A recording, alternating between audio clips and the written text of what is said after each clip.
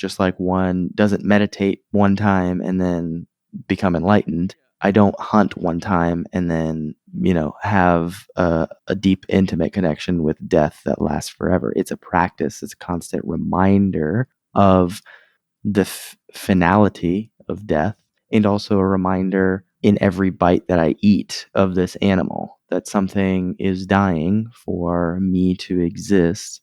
And it brings up many, many more questions, and brings up many more existential questions about my life and the life that I'm leading. And is it in integrity? Am I going to be proud at the end of my life? Because I feel the end of my life consistently through this practice. Welcome to Living 4D with Paul Chek. Today's guest is Mansal Denton. Mansal, also known as Little Beaver, is the founder of Sacred Hunting, author, and the host of Blood and Spirit, a TV show exploring indigenous cultures, their spiritual beliefs, and charismatic animals. Feeling insecure in early life, he chased a woman to Europe, which unfortunately led him to prison. Struggling with shame and confusion of what it meant to be a man, he found his calling with the sacred art of hunting, which practice he now shares with others. His indigenous name comes from a Crow Sundance chief, and his spiritual lineage is derived from 7 years of mentorship from a Muskogee Creek medicine man named Will Starhart. If you enjoyed today's episode, please consider leaving us a 5-star rating and a warm review at the top of the show page on Spotify, or at the bottom of the show page if you are listening on Apple Podcast. Your opinions matter, and your ratings help us to grow and help more people to be healthy, find freedom of body and mind, and to live their dreams. And now here is Paul talking with Mansal about sacred hunting. Hello, everybody. Welcome to Living 4D with Paul Chek. Today, we're going to talk about the sacred hunt with Mansal Denton. I was turned on to Mansal's work first by Kyle Kingsbury, who you've probably heard me talk about before. He's one of my best buddies in the whole world. And he's got an amazing podcast, which I believe is now called The Kyle Kingsbury Show. Do you know if that's the right title?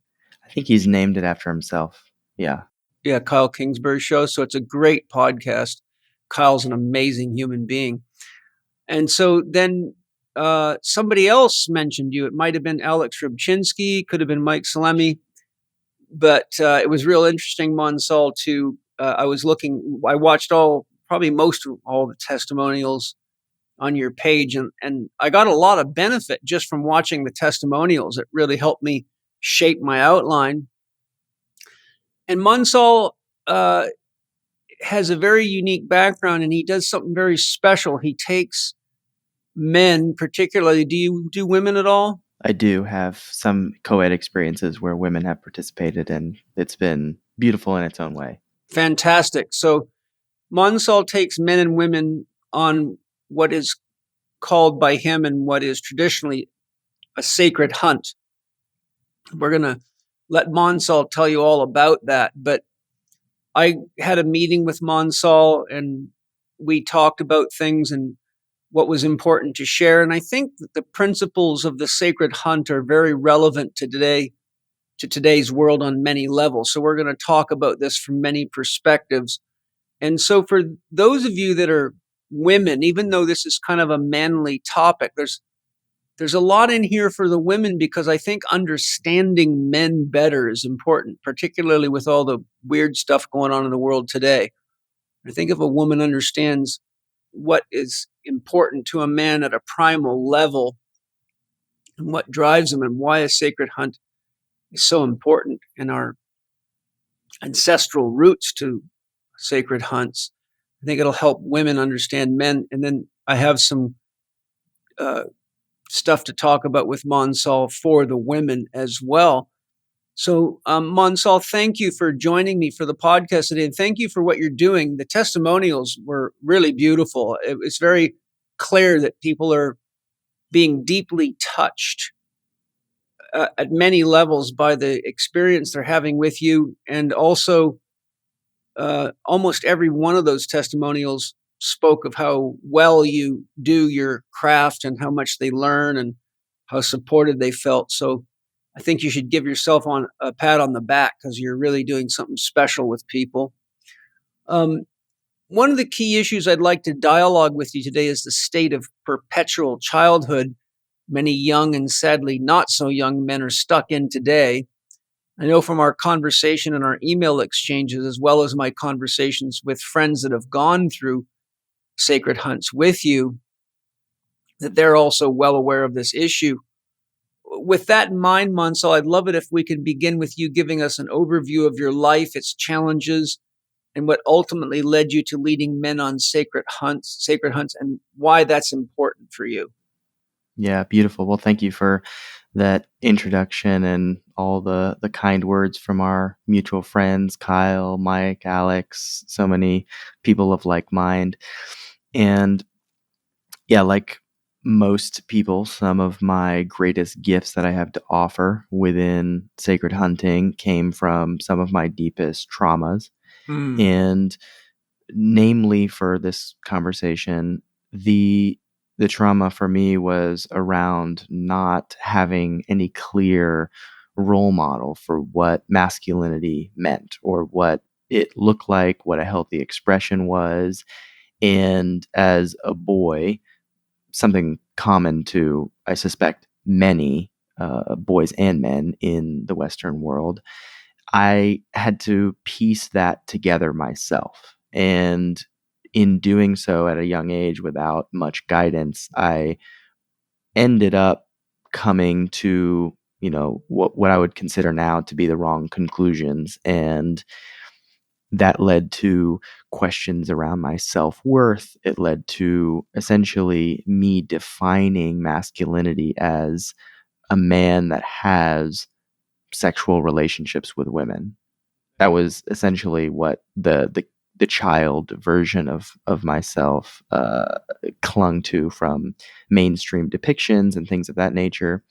And that ultimately led me to some dark places where I stole documents from a museum that I was working in order to go be with a woman in Europe. And so this is a big part of my journey because I spent 6 months in prison. I had a whole process and rebirth and initiation, really. My rite of passage came in prison. And after I came out, there was a desire in me to engage with certain practices that would help me to understand what masculinity really was. And luckily at that age, I had a little bit more wisdom from prison. I also had some mentors and teachers who could guide me in the practice of hunting and doing so with reverence and with ceremony, and also having plant medicines that could give me context for what I was really doing, allow me to feel everything fully. That all was instrumental in me becoming, the man that I am today, that I'm, far more proud of than the confused boy. And that transformation was so powerful for me that I started shouting about it from the rooftops. And of course, men kind of flocked to the way that I spoke about hunting. And it ended up, you know, coming to me. There's a great quote from the movie Dune where Leto Atreides says, "A great man does not seek to lead; he's called to it." And it very much felt like sacred hunting was that for me. I had resistance to even stepping into it full time, but because it was such a pivotal part of my own growth, it came to manifestation in that way. Yeah, that's very interesting and fortunate in a way because you were able to have a rite of passage and find a path for your soul's expression, which probably was as much divinely inspired and delivered as it was found. There's always the mystery of finding yourself, which is the finding, but there's also the awakening that happens if we grow enough spiritually to realize that we've been being guided all along, and that even the challenges that we went through, whether it be the stealing of the papers, the time with the woman, it all adds depth, dimension, experience, and kind of condenses into a point at which we gain meaning from it and realize there's something much more going on than we realized before we were awake enough to see it. It's kind of like when we're young, we think we're awake, but we don't realize we're kind of sleepwalking. We're dreaming. And then all of a sudden there comes a point in our life where we awaken to ourselves. And then we start to awaken to responsibility and relationship. And then we awaken to the world. And hopefully then we awaken to the cosmos. And then we flower a little more and we realize that the magic and the mystery behind it is far more mysterious and magnificent than even the beautiful night sky.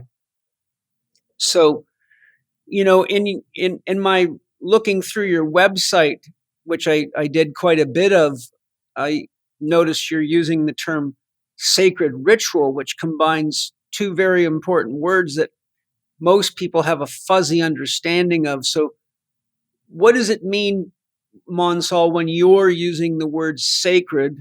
And then what does the word ritual mean in the context that you are using it and teaching it in? Yeah, sacred to me means a couple of things, or it's characterized by a couple of things. One, and this is what is foremost in my thoughts, is intentionality. And it is the taking of the time to be thoughtful within certain parameters around any kind of area of life, whether that be hunting or sacred sexuality or whatever the case may be. And also, I believe sacred is characterized by the things that pull at our heartstrings. The joy, the bliss, also the pain, the grief, the sadness. And so there's both of those elements that are involved with sacredness. And in many ways, as we'll talk about, hunting can be done from a place of sacredness, or it can be done from a different place, and it can be the same exact action, though there's a certain intentionality that can be felt by myself, by in my experience, the animals can feel it, the whole earth can feel it. And so uh, for the ritual point, ritual is part of the intentionality because it opens us to the greatest possibility in terms of consciousness. So it opens us to new possibilities. And I'll give you a few examples that'll make it more concrete. So the ritual of using tobacco to ask permission to be on the land where I'm hunting is a ritual to open the consciousness of humility. And it is a tangible way that I can open that consciousness through a specific ritual act. The same is true, the ritual of using tobacco as an offering when I kill an animal. So I'm taking the life of an animal, taking it off, and I'm using tobacco as a ritual to open the consciousness of gratitude and appreciation. And these rituals, regardless of how they actually manifest in the world, I can feel my own material questioning from years past is somewhat irrelevant. The point is the consciousness that's birthed from the rituals in me and in those who practice it. Mm-hmm. And the ritual, there's the ritual that we have of eating breakfast. There's a ritual we have of maybe going to the gym, or there's a lot of rituals. But when a ritual is sacred, it's that we're being humble in the presence of greater consciousness, greater forces, greater wisdom, like the to be in a ritual that's connecting us to the planet, Mother Earth, Gaia.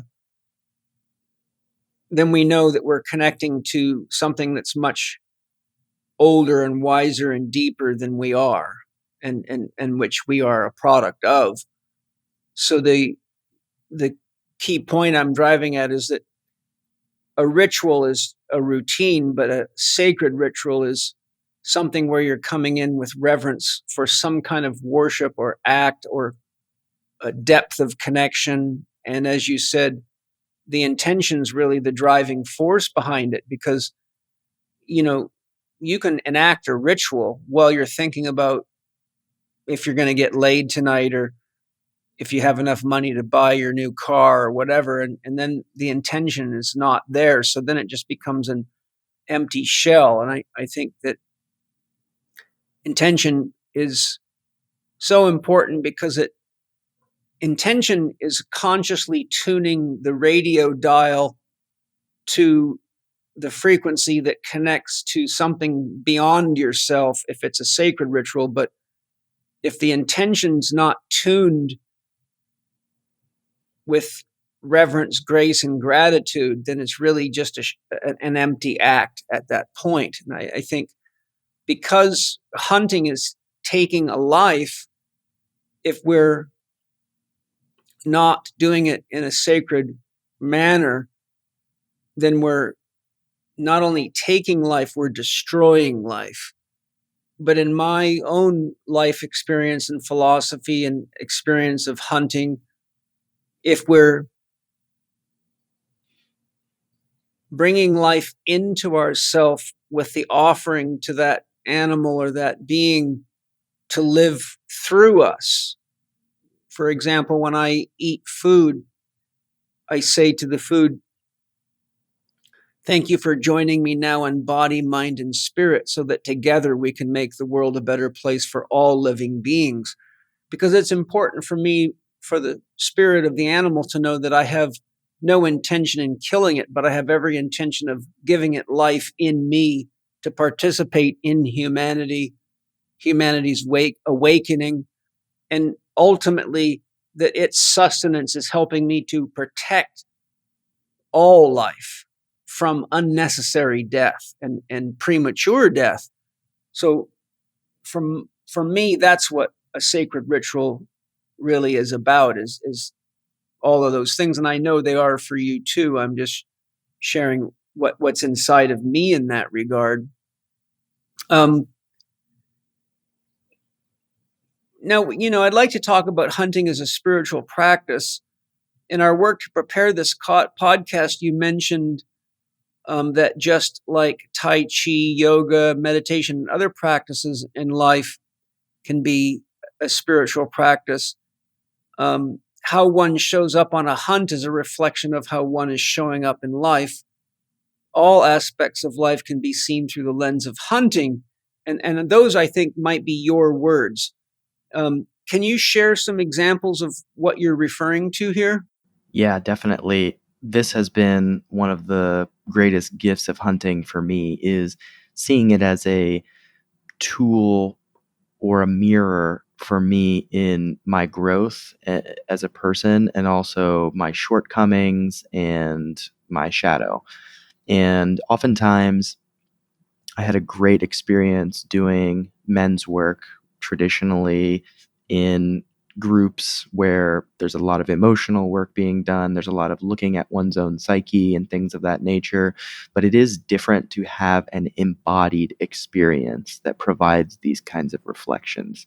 And hunting acts in that way. And I'll give you a few examples. When I am hunting for elk in the mountains and I am going up and down the mountain 10 miles a day, and it's physically exhausting, and I notice this part of me that wants to throw in the towel and go back to camp, there's a reflection there of how I'm looking for a shortcut or I'm looking for an easy way out. And I get to ask myself this question: where else in my life am I trying to take the easy way out? Another example, I often, for very particular and incredibly sacred hunts that I participate in myself, personally, I'm not leading, but I just participate in myself. I will do things like, commit to a month of abstinence. And this is a practice that I utilize because it's honoring the animal. And of course, there are times within that month where I'm going to have desires that are going to put a mirror up to me and reflect, how am I showing up in or out of integrity in this commitment with this animal, and then also in other commitments that I'm making in my life. And so this is where the hunt provides, the sacred hunt specifically requires certain virtues to be successful, but also to be in integrity. And those virtues, whether I'm living up to, ideals within the context of the hunt, is really a reflection of my entire life. And this can happen for any different practice. Like I said, meditation, yoga, tai chi, they all provide these reflections. And the more people, engage with the practice, the more they will see that. But there is something very unique about the practice of hunting because of how deep rooted it is for our species. Yeah, and also its connection to our survival. When you say you practice abstinence for a month, what are you abstaining from? Yeah, I'm abstaining from any kind of sexual activity for a month of time. And that is often paired with things like also eating very specifically and being very mindful of the inputs that I have, whether it be, processed sugar or caffeine or any of those kinds of things. And it's essentially a type of dieta, but sexual abstinence is a core part of that. What is the connection between the sexual abstinence and the hunting? Because those two are, I mean, I'm sure I could fantasize or conjure up some connections, but I'm curious for you, how is sexual abstinence relevant to the hunt other than the practice of abstaining?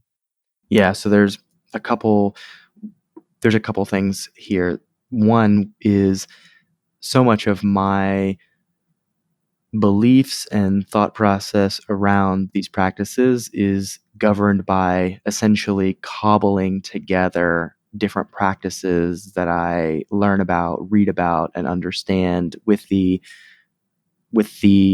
uh, awareness that there was some wisdom in indigenous practices. And so, on the one hand, many indigenous tribes believed that, at least for some certain period of time, sexual abstinence before having a hunting experience was a sacrifice of man in order to honor the sacrifice of the animal. I see. And sometimes that would be a week or a few days or whatever the case is. But if you read some of the texts around the indigenous perspective, oftentimes they will say things like, it is dishonorable to, have sex the week of a hunt or something along those lines. And so I engage with the practice, understanding that there is some wisdom there. And what I have found is my focus becomes much clearer on what is coming in the future, which is this hunt.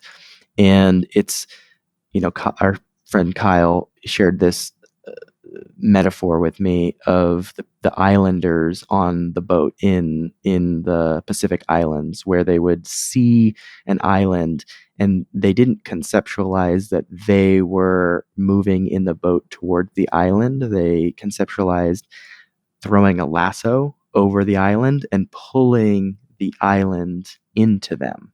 And there is an element of that when I'm preparing for a hunt where I am so completely focused on this animal, whether it be shutting down, the sexual aspects, shutting down the highly palatable, desirable foods and things like that, and being fully prioritizing of this animal, I can start to dream more in connection with the spirit of the animal. Things really start to come online for me.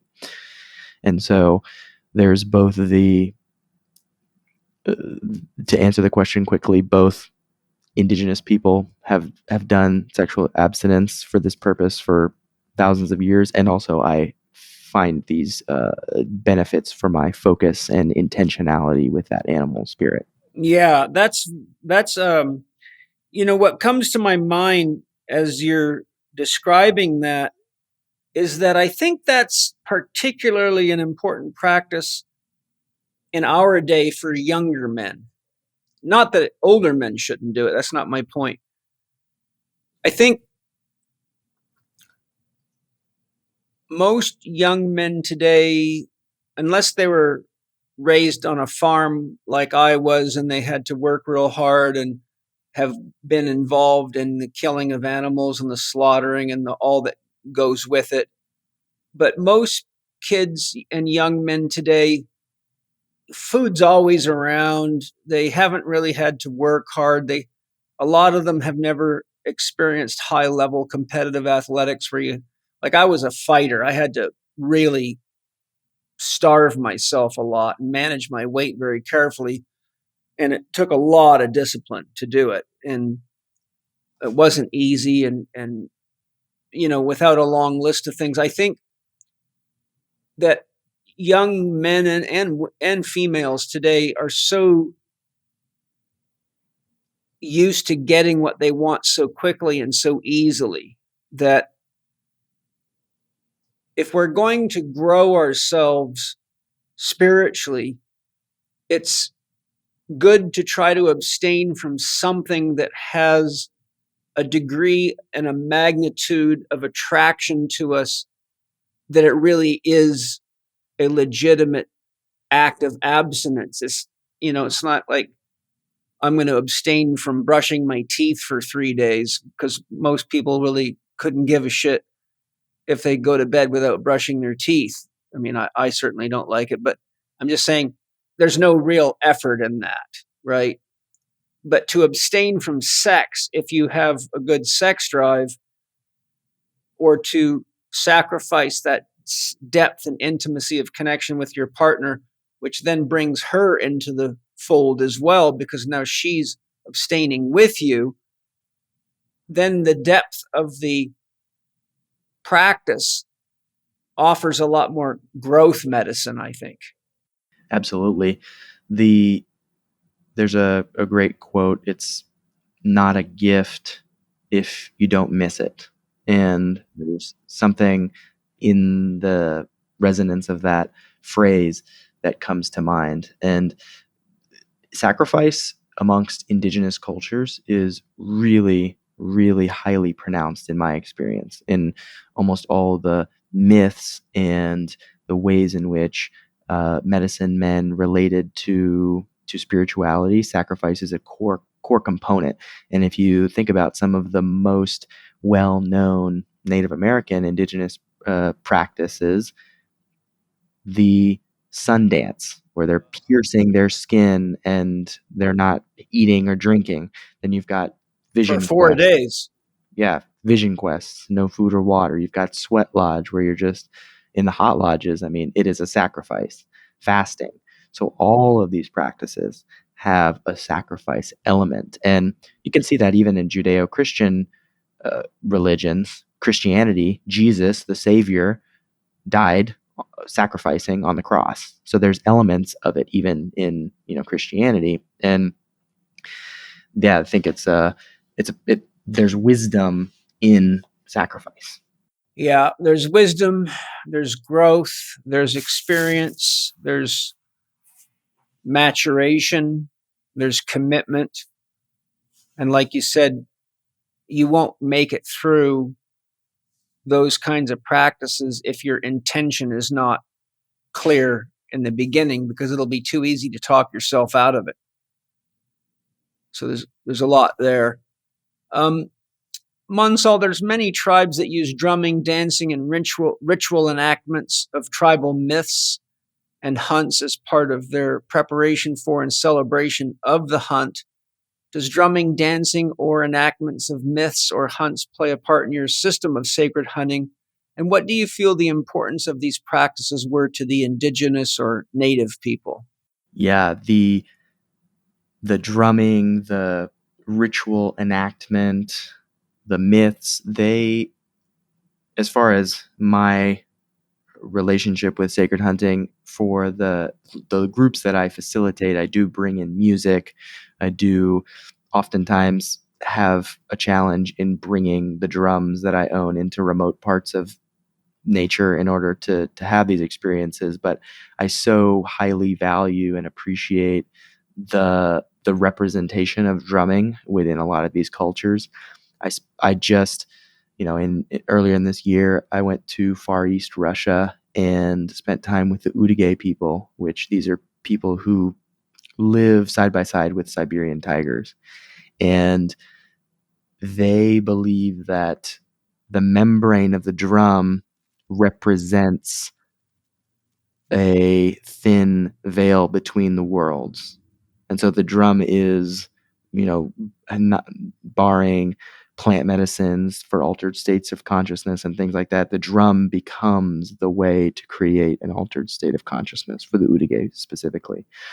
And so it's a hymen then. It's like a hymen. You know what the hymen is, yeah. Yeah. And so, as far as my personal hunts go, so much of my work and the sacred hunting organization is a result of me understanding the myths, the ways that people hunted in our past, and kind of putting them together, cobbling them together, seeing which ones resonate, and just creating this kind of rainbow tribe approach to putting these pieces back together.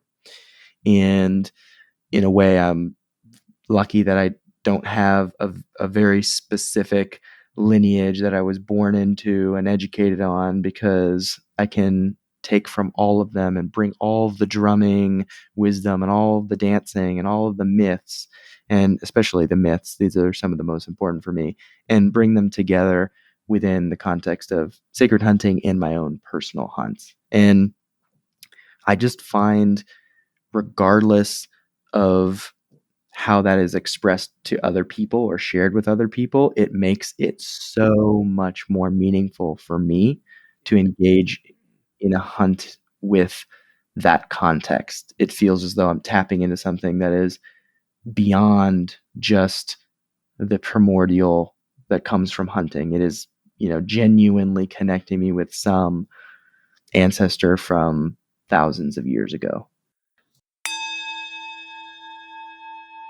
There's a saying I teach all of my students: the pain is seldom where the actual problem is. For example, I've seen many cases of rotator cuff problems that wouldn't heal even after surgery, but what most doctors and therapists overlook is that the right shoulder is under influence from the liver and the left shoulder the stomach. Once we apply the principles of detoxification, support digestion, and clear parasites, presto, shoulders start healing and working beautifully again. If you learn to see people holistically, like I teach my students in Holistic Lifestyle Coaching Level 1, you begin to see the true source of our illnesses and injuries. HLC1 teaches you many essential approaches to health and well-being, such as how to assess what key body systems are under too much stress and how to restore balance, the importance of identifying a realistic dream goal or objective that inspires each individual to stick to their healing program and make the short and long-term changes that are necessary, my universally applicable 1, 2, 3, 4 formula for assessing and correcting challenges,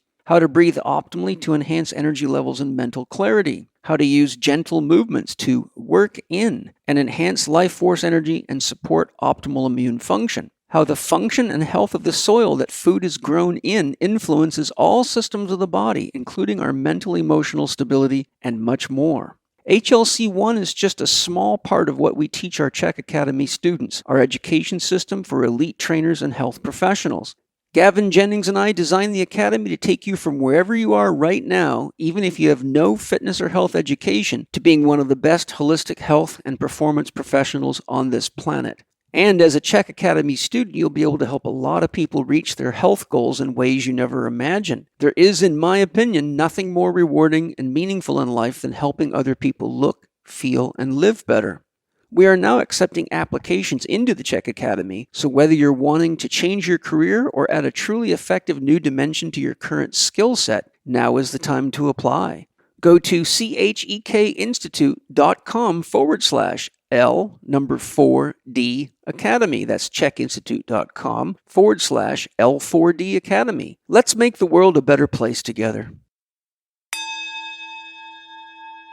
We have a bit of a problem in the world today. I wouldn't say a bit, I'd say a very big problem. And that is that the scientific materialist influences have really converted the concept that the public has of a myth into something that's equal to a lie or a fake story or something made up, and not made up in the sense that a myth can't be made up, but a myth can be made up. It's not made up, it's actually channeled in. But when we use the word myth today, most people think it's silliness or airy-fairy or outdated old stuff, So I'd be interested to hear, what do you feel myth is, and what is myth's function, and how is that important today?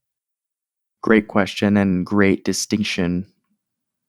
The materialist worldview, which has its own value and benefit, is only one way of seeing and in some ways thinking about the world. Myths occur to me as a way of feeling about the world. And the myth is oftentimes less about what is being said verbatim as we try and conceptualize what is truth, and more about what are the deeper messages that are being laid down for humanity in a wisdom sense, in a medicinal sense, that can last, the ages. And it's no surprise that as the rise in the materialist worldview has increased, the connection to organized religion has decreased, because Christianity, as an example, the Bible is myth. It's filled with myth and allegory, and when one studies, the story of Genesis or any of the myths within the Bible, we can distill certain wisdom.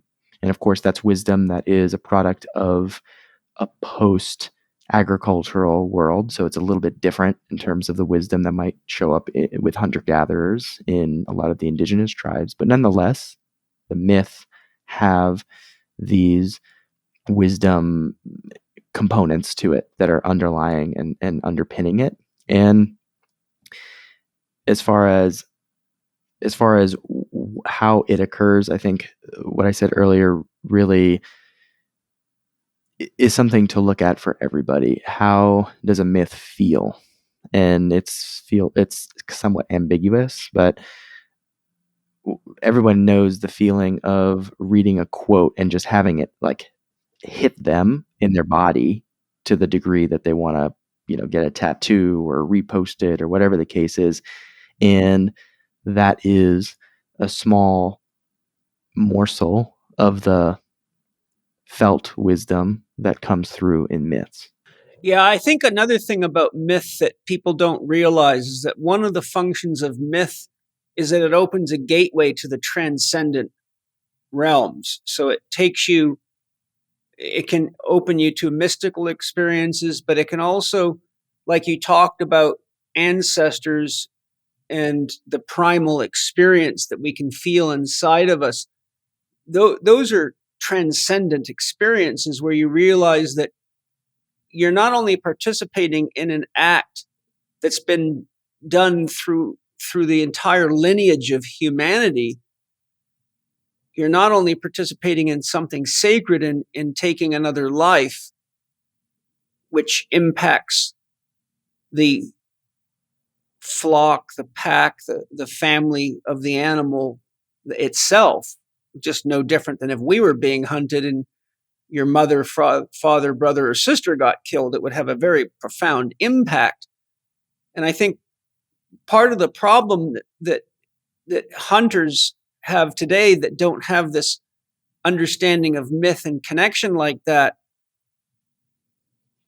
is also borne out in the scientific materialist viewpoint of science, because those people don't believe that animals have feelings, thoughts, emotions, a mind of their own, relationships. They actually don't think they're conscious. They really think along the line of them being more like a biological robot, and who cares if you dissect it into pieces. And so they don't really have any kind of a soul connection to life forms outside of humanity, and everything to them is really some kind of a machine. So you have this sort of broken mentality that makes great toasters and cell phones and cars, but doesn't realize that it's doing it while it's destroying life on Earth. There's a great quote that literally I took this book that's next to me and I turned right to the page. Perfect. And it says, unlike scientists who only observe animals externally and measure their external reactions, they, the shamans, the people who are connected to the hunt, experience the animals, so to say, from the inside. Yeah. And that's in a sense, it's a transcendence of one's self-awareness to the inclusion of more life, more consciousness, more reality. You know, reality gets deeper when you transcend yourself. Instead of just living in your own show, your own ego's drama, you now mature into realizing that you're part of a very delicate weave that requires consciousness to balance the taking and the regenerative process. Or we actually, to use the symbol of the Ouroboros, if the Ouroboros eats more than it can regenerate, it dies.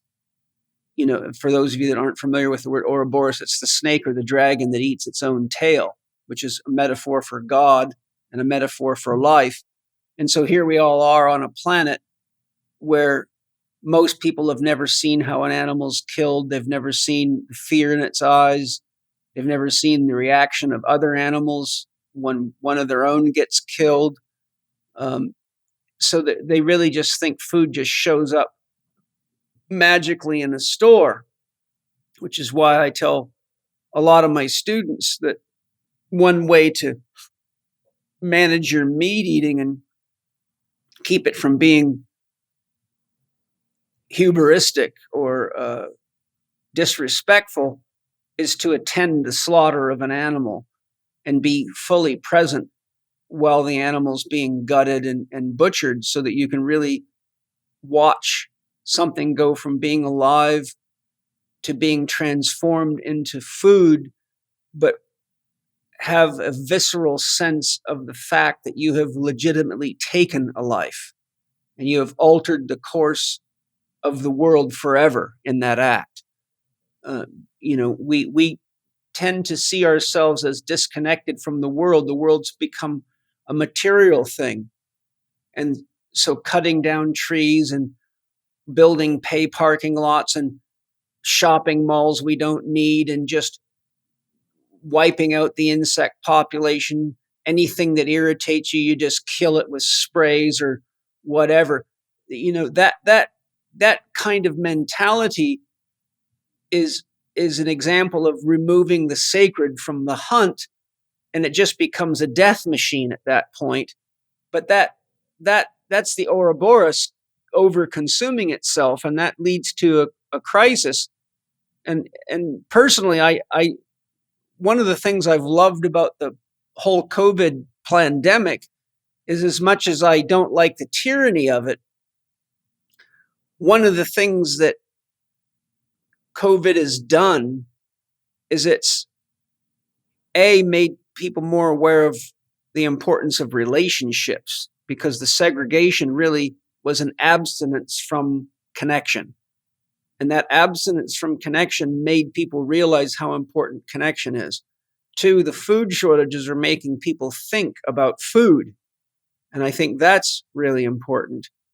And 3, it made people realize that life isn't controllable or predictable. And even when you think your government loves you and your medical system's there to protect you, you come to realize that life is something that's sacred, but you often don't realize what you've got until it's gone. So I think sort of the flip side of the pandemic coin is that it's brought people into a much deeper state of awareness, even if it's just thinking about their own values more carefully. And because so many people have been injured and killed by it, it's also as though the hunt has been reversed. And now in many ways, we're being hunted by our own. And that also can really bring you into a state of a higher level of consciousness. One of the people that I've had the great pleasure of interviewing, in fact, I did the last interview with him before he died, was one of the world's leading experts on myth, James Carse. And James Carse gives a beautiful definition of myth. He says, myth is a story that tells itself. Myth is a story that tells itself. So when we're looking at myths around sacred hunting, what do you think the story that's telling itself is? The way that you described how and when you kill an animal, how much impact is created, the ripple effect is manifested in how indigenous people would be mindful to not even speak ill of the animal. They're very mindful how they speak about these animals because they understood the subtle energies of speaking disparagingly about this animal. And I think that the myth that hunting reveals is the felt embodied experience of interconnectedness of all beings and all things. Yes, I think that's very beautiful, well stated, and very, very true. If there's a short myth that is something that lines up with the sacred hunt, is there one you could share? Yes, I love one that my spiritual teacher told me, and it's, as with many indigenous myths, it has to do with a grandfather and a grandson. And a boy, 13 years old, he's told by his parents that he needs to go to his grandfather in order to learn how to hunt. So he goes to his grandfather, who's sitting on the porch, and he tells him, "Grandfather, I've been told I need to hunt, and you're to be my guide." The grandfather says, "Okay, well, the first thing that you need to do is when you go home at night, I want you to imagine a deer. Just using your imagination before you go to sleep, see the deer and come back." So the boy goes and he tries that for a few days and comes back to his grandfather and he says, "Well, I'm having a hard time doing it, Grandpa. I can't see the deer." Grandpa says, "You need to just in your mind's eye imagine the animal, just using your creativity." And the boy goes back a couple days, finally comes back. "Okay, Grandpa, I saw the deer with my imagination." And grandfather says, "Good, good. Now I want you to go back and imagine that you were there with the deer." So the boy goes and takes a couple days and imagines that he's with the deer in his mind's eye. He comes back and tells his grandfather. His grandfather says, "Good, good. Now I want you to go into the woods. You'll actually go into nature now. and I want you to find the place where you imagined seeing that deer.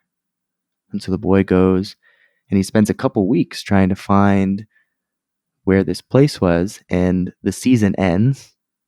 So he has to wait a whole year and comes back to his grandfather. And finally, he figures out where this place is and he tells his grandfather, okay, it's been a year. I found the place. Now can I have my gun so I can go hunt for deer? And the grandfather says, well, you're almost ready, but not quite. So I want you to take your drums and I want you to go sit in the place where you found the deer, and I want you to sing your songs, and I want you to call the deer into you.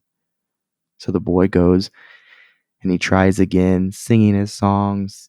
No deer comes. A whole year passes, comes back to his grandfather finally and says, okay, I sang my songs and I had the deer come close. Now can I have the gun so that I can go kill the deer? The grandfather says, well, I want you to sing your songs, and I want you to wait till you can open your heart to the deer.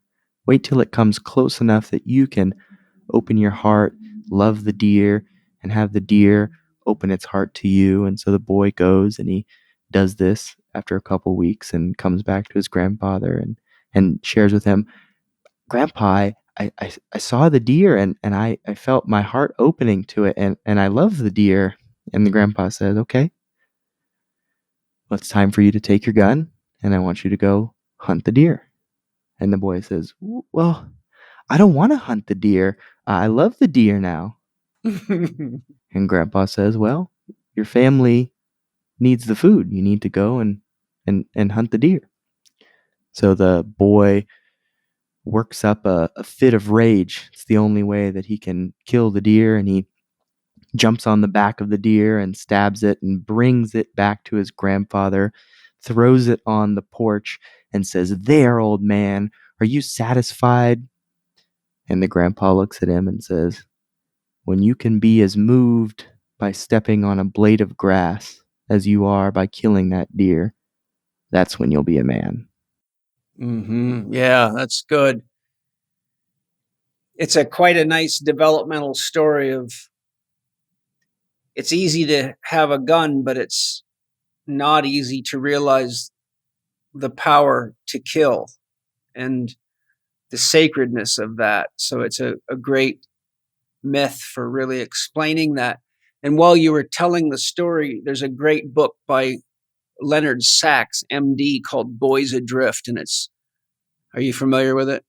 I haven't, no. It's a really good book, especially for a guy leading hunts with young people. And I highly recommend it because it shocked me as to how bad the state of young boys and girls, from like elementary school all the way to university, how lost they are and how bad their health is and how confused and just it's just shocking, even for a guy as well as informed as me.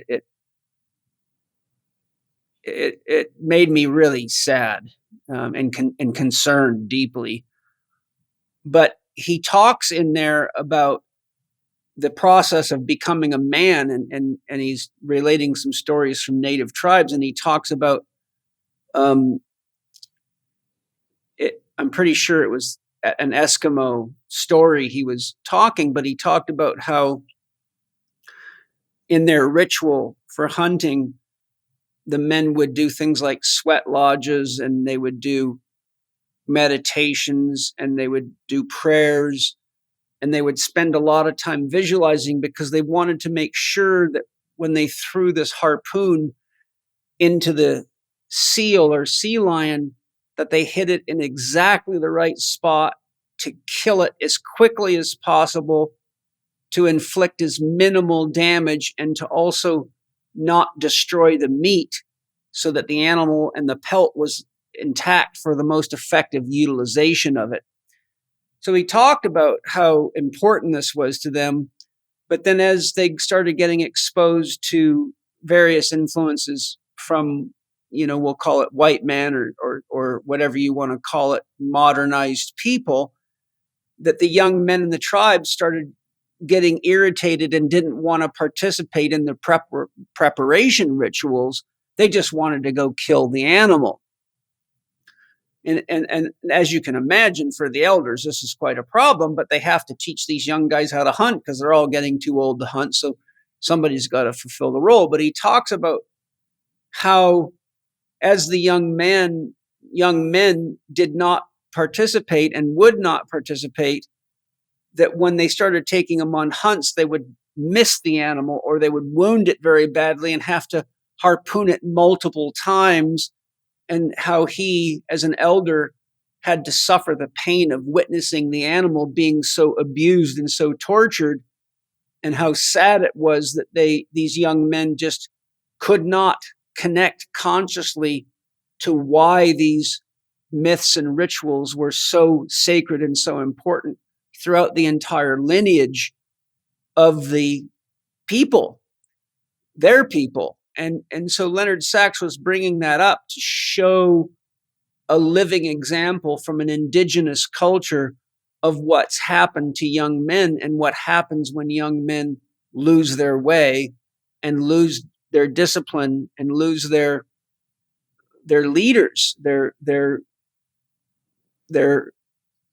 mentors, their spiritual guidance, their compass gets broken. And so I just wanted to share that with you and the listeners, because I think that has a lot to do with the problems that we have in the world today with young men, and even men that aren't yet men. They think they're men, but they're not men yet, which leads to my next question. Do you feel that drumming, dancing, singing, chanting, or ritual enactments of tribal myths and hunts can be helpful in the process of boys becoming men today? And are there nonviolent ways we can ritualize being a man in your experience? Is that clear, the two parts to that? Definitely. Yeah, and I think they actually go together in many ways, obviously. Yeah.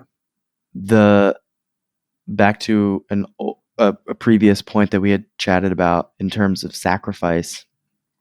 Oftentimes, sacrifice was a rite of passage, and it was a portal into humility, into self-responsibility and agency, sovereignty.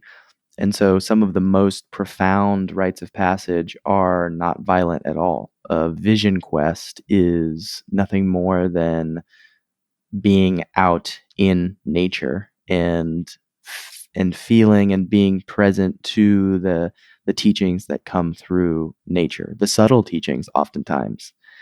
The same is true of sweat lodges. Having a first sweat is an incredibly powerful experience for a lot of people. And I have a very close relationship with the Navajo tribe. One of my guides is Navajo and brings his culture, and they have a rite of passage for boys into manhood in the Navajo tradition that still includes a sweat lodge today. And Navajo culture is probably one of the most intact indigenous cultures of North America, and that's what they're using. And Germanic tribes in pre-Roman, pre-Christian days, they would literally take boys out into the woods and leave them. And it was nothing, there was no violence involved. There was simply survive, come back alive, and you are a man. And so there is something to these hardships, and that's why I brought up my experience of prison. It was a hardship in its own right, and I don't have to necessarily go too far into my personal experience, but what I found so compelling was learning from an Aboriginal elder named Tyson Yunkaporta. He has an amazing book called Sand Talk, and in the book, he briefly mentions, and then we spoke about it, and he alludes to the fact that Aborigines in Australia, they're so marginalized and so cast out of society that their rite of passage is going to prison. Wow. And it's something that is saddening in its own right, but at the same time, provides a sacrifice, a challenge that boys often need in order to mature. And that's at the crux of, these rites of passages, is some type of challenge or something that they have to endure. Yes, it's as though because they've been marginalized and pushed out, it's almost as though the prison now has become the woods that once would have been the place of the vision quest or the place of the hunt. So it's like a mysterious jungle that has real risks to it, and some don't make it through, or some become sexually abused or traumatized, or any number of things, as you know. So it's interesting how our psyche manages to attract to itself or to create around it what it needs. And I've told many that I think the whole thing we're going through with COVID and the Great Reset is really the rite of passage of humanity at this time, because we either have to step up into our own sovereignty and begin to work together collectively without race, color, creed, religion, sex getting in the way, and realize that we all have to work together before we are put into an electronic cage and farmed like corporate animals. And so I think that the circumstances of the environment are really giving people a chance to go through a rite of passage and to have to decide, what sacrifices am I going to make? For example, a lot of people that I've talked to said, well, I had to get vaccinated or I'd lose my job. But to me, as a therapist and as a man with a lot of life experience who's been through plenty of sacrifice, what I see is an example of taking the easy way out and of avoiding the adult requirement of evaluating a situation carefully for the ramifications of a choice like that and what that could mean, not only to you as a person, but to all of us collectively. So I feel that we're attracting this rite of passage to ourselves where we're going to be forced into having to make sacrifices, whether it's food, whether it's having a financial crisis personally or collectively, a relationship crisis because of disagreements. It's as though we're creating our own firewalk, and if we don't get through it, then we stay in the childhood position because now we're being dictated to by other rulers, so to speak, or we have to go off on our own, like the description of the boy who gets left out in the woods and he has to find his way home. So as negative as the environment can be, from the perspective of a sacred hunt or the perspective of sacred ritual, I really think that this is a mythical calling and a spiritual calling to bring us face to face with the reality that we have to face to come back into reverence with each other and with life. Because as I've told many people, if they flipped a switch and went back to business as usual, we're going to collapse Mother Nature within at least 10 to 20 years and no more. Looking at all the indicators of what's going on without a long discussion of it, but I wouldn't give us more than 10 to 20 years before we have a complete collapse of nature, either by death of the insect population, you know, environmental catastrophes of various types, chemical poisonings, etc. So I think there's a lot of these things going on hand in hand, which point for me to the importance of what you're doing, because without people to have somebody like you to guide them through, ground them in, and teach them the myths and teach them the practices and help them develop the reverence, then we have more and more people that don't become men and don't understand sacred, what it means to be, what the sacred means, what ritual means, what spirituality means, and therefore this snowball recapitulates itself until we have completely and utterly lost our way. And we're just too dangerously close. Hi, guys. I hope you're enjoying the show. I had to take a little break to tell you that Symbiotic has just come out with an amazing new vitamin D product that will be ready for you by the time you get this little infomercial on it. So I've got Shervin here with me, and he's going to tell us what is in his new product that's an upgrade from the previous product. So Shervin, everybody's talking about vitamin D, obviously, with COVID. So what should we know about this product and why should we use it? Well, we're supposed to be getting our vitamin D from the sun. Yes. That's our ultimate source, right? Yeah. UVA, UVB rays hit the cholesterol in our skin, converts to vitamin D in the body, fat-soluble vitamin, and boom, which is great, which is why we go out in the sun every single day. But if you're looking for something a little bit extra, or perhaps you're somewhere that you're not getting enough sun, Which is a lot of places. 80% of the world. Yeah. And depending on your genetics and a lot of things, we got to make the best formula ever, typical Symbiotica style. So we use D3 coming from lichen, which is a cross between fungi and algae. And we have 5,000 IUs in this formula, which is up from 3,000. We also have both forms of vitamin K2, which works synergistically with vitamin D3. Vitamin K2 is responsible for removing free-floating calcium out of your blood and arteries and your heart and brain tissue and actually where they belong into your bones. Super critical today. We need to get the right forms of calcium into our bones. Vitamin K2 does that. And we have the MK4 and MK7 versions in there. We also have CoQ10 in there, which is a strong heart antioxidant. Yeah. You throw that in there in liposomal form and all organic materials in there from the essential oils. We actually went with a tangerine flavor on this. Oh, We good. found a really good tangerine oil. It's organic. It's the best ever. It's creamy. It's delicious. It comes to you in a Myron bottle, just like all of our stuff. This is really like immunity in a bottle, and it's very, very delicious and versatile. And is it safe for kids? Absolutely. Any age? Any age. Yeah, there's no counterindications with children whatsoever. Excellent. Well, it's a very important product today with all the viral shock going around and whatever else they're giving us. Yeah.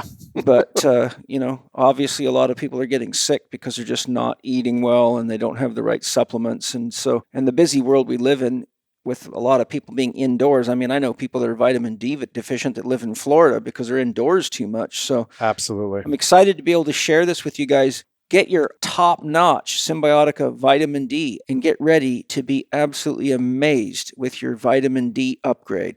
To get 15% off this product and all the other amazing products by Symbiotica, go to symbiotica.com and use the promo code L4D15 at checkout. That's symbiotica.com, CYMBIOTIKA.com, with the promo code capital L, the number 4, capital D, and the number 15. Back to the question that I was asking about the singing, chanting, drumming. What are some of the other things that you feel young men, or even if you want young women, could do today to help bring them into a ritual that really does help them come into their rite of passage or adulthood, even if it's not a complete rite of passage, but it's moving them in the right direction? What do you think some of the ingredients need to be are? For example, young men ask me this question all the time, and I say, well, have you ever played a competitive sport? And some of them say yes, some of them say no. I say, have you ever played a competitive sport with the intention of doing your absolute best and doing your very best to win as a sportsman because your competition's good enough that it has to push you to a level of discipline that you didn't previously have, and you could not win without that level of discipline? And if they say no, I say that's a simple, easily accessible thing you can do. Join a boxing club, join a martial arts club, join a football team, become a tennis, whatever you want to do, but do it with enough commitment and enough devotion to really seek to win as a sportsman. And watch the things that you have to do to achieve that level of accomplishment, because they will take you out of the whimsical, spontaneous, self-directed behavior of a child into the discipline and the consciousness really that would be more aligned with the warrior archetype. Yeah, I love competitive sports and what they did for my life, and I also see how my shadow showed up in them when I was younger. But one thing that comes up as you're sharing as an example, as a real easy one for somebody, is more around slowing down. And I think what hunting has provided for me is, despite all the benefits that come for men and for boys, it's actually a large part of it is because nature is the ultimate embodiment of the feminine. And it is a practice of relating to the feminine. That Aboriginal elder said, the way a man relates to the hunt is the way he relates to his women. Yes, that's an important point. And so the idea of slowing down for a boy, and even just finding what Indigenous people called a sit spot. A sit spot was a place in nature, but a specific place that a boy or girl could develop an intimate relationship with. It's one thing to be in nature. It's another thing to be in the exact same place and start to identify, this is the squirrel that lives in this tree. This is the bird that lives in this tree. And so for someone who's young to leave their phone at home and spend even 12 hours or 24 hours just in that place, observing nature, that is in and of itself a rite of passage. And it might not have the masculine intensity that comes with competitive sports, but in a way, it is starting to relate with the feminine in a very specific way that is slow, that is felt and embodied as opposed to thought about. And it also requires discipline. These days, going 24 hours without a cell phone for a kid is like, it's abuse, according to them. Terribly true, but terribly sad. Yeah. Joseph Campbell says, if you want to know who your God is, ask what you can't do without for 2 or 3 days. And for a lot of people, it's a cell phone, or it's a certain food or drink or drug or whatever. And the reality of it is, if you really get deep into it, that's what people are turning into their gods, is these things that are, but most of them, as there really are, compared to taking a life in a sacred hunt, they're very, very shallow, but they devote all their time and energy into acquiring more coffee or more whatever. And unfortunately, that's the shallowness that humanity has come to, which I believe has many factors involved in how we got there. But I think our relationship with technology and machines has taken us away from ritual, because we used to have to live with the seasons. We had to hunt at certain times a year, plant at certain times a year, harvest at certain times a year. But now that we've mechanized everything, people have totally and utterly disconnected themselves from the realities, not only of nature, but of what life is and how life breathes and how it grows and how it evolves itself. So we've kind of put ourselves in these very deeply childish positions of living in a fantasy world. And I think, like I said, the lockdowns put people in a situation where they came to the realization that, there are forces greater than me out there that can, either make my life real miserable or give me a reason to say hallelujah. I've got no excuse not to meditate today. That's, what that brings up, one of the core reasons why I consider hunting to evoke a type of death medicine.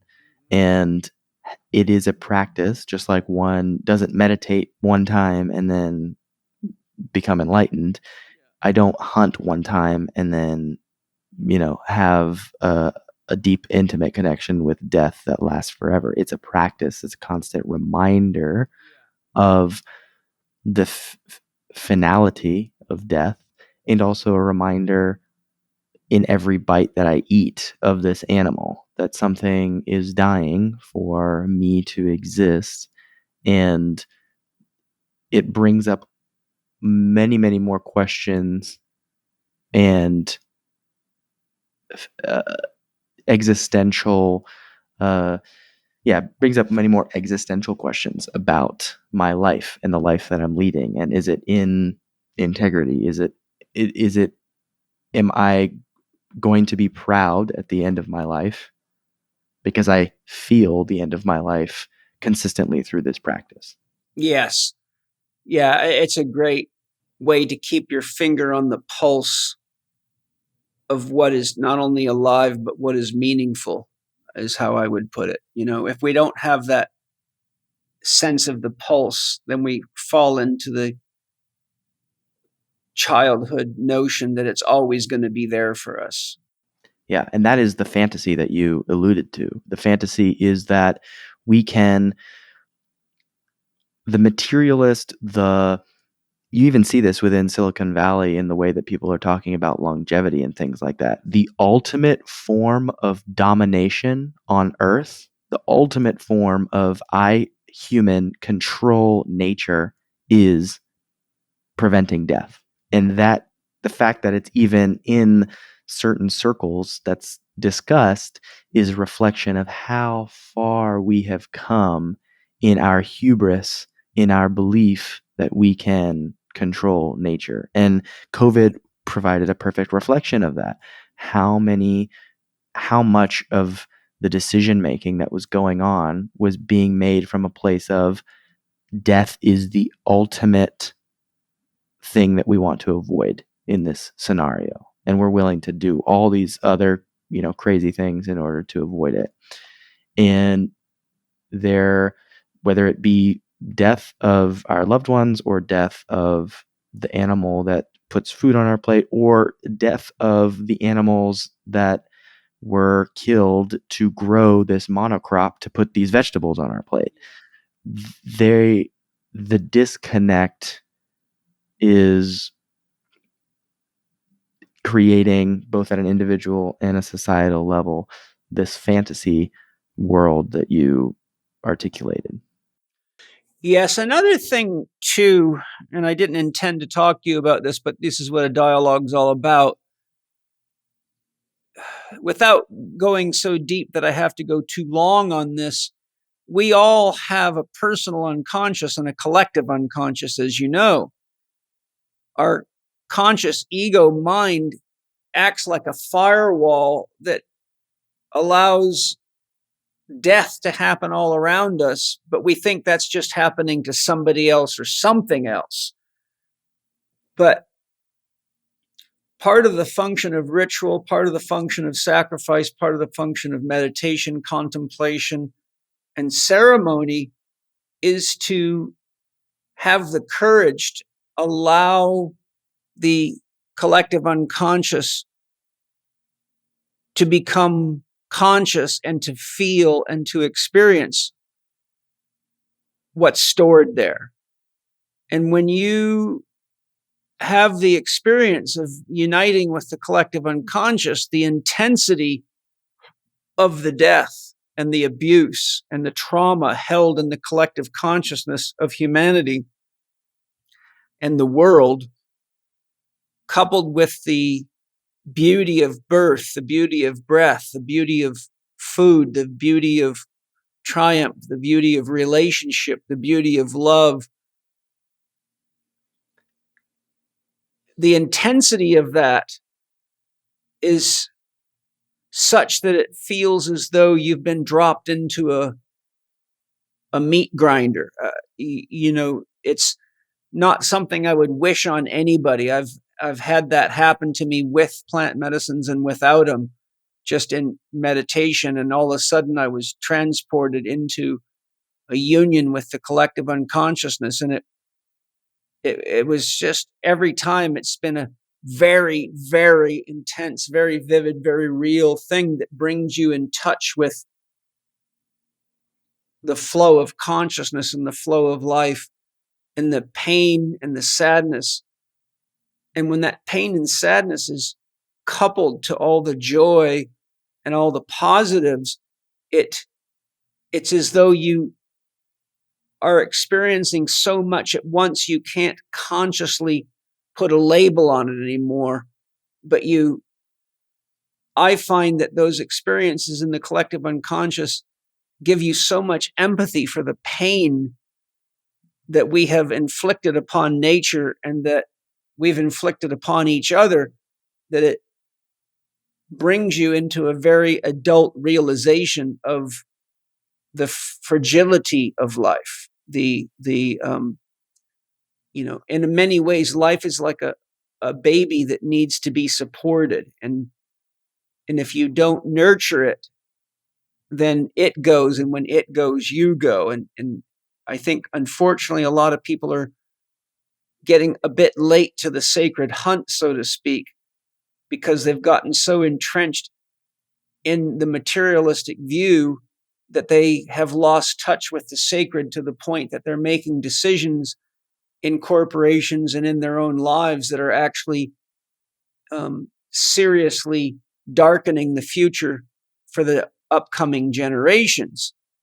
And I think that that's something that we all need to really put our awareness on, because of the ramifications of losing touch with what is sacred in this sense could be the demise of all of us.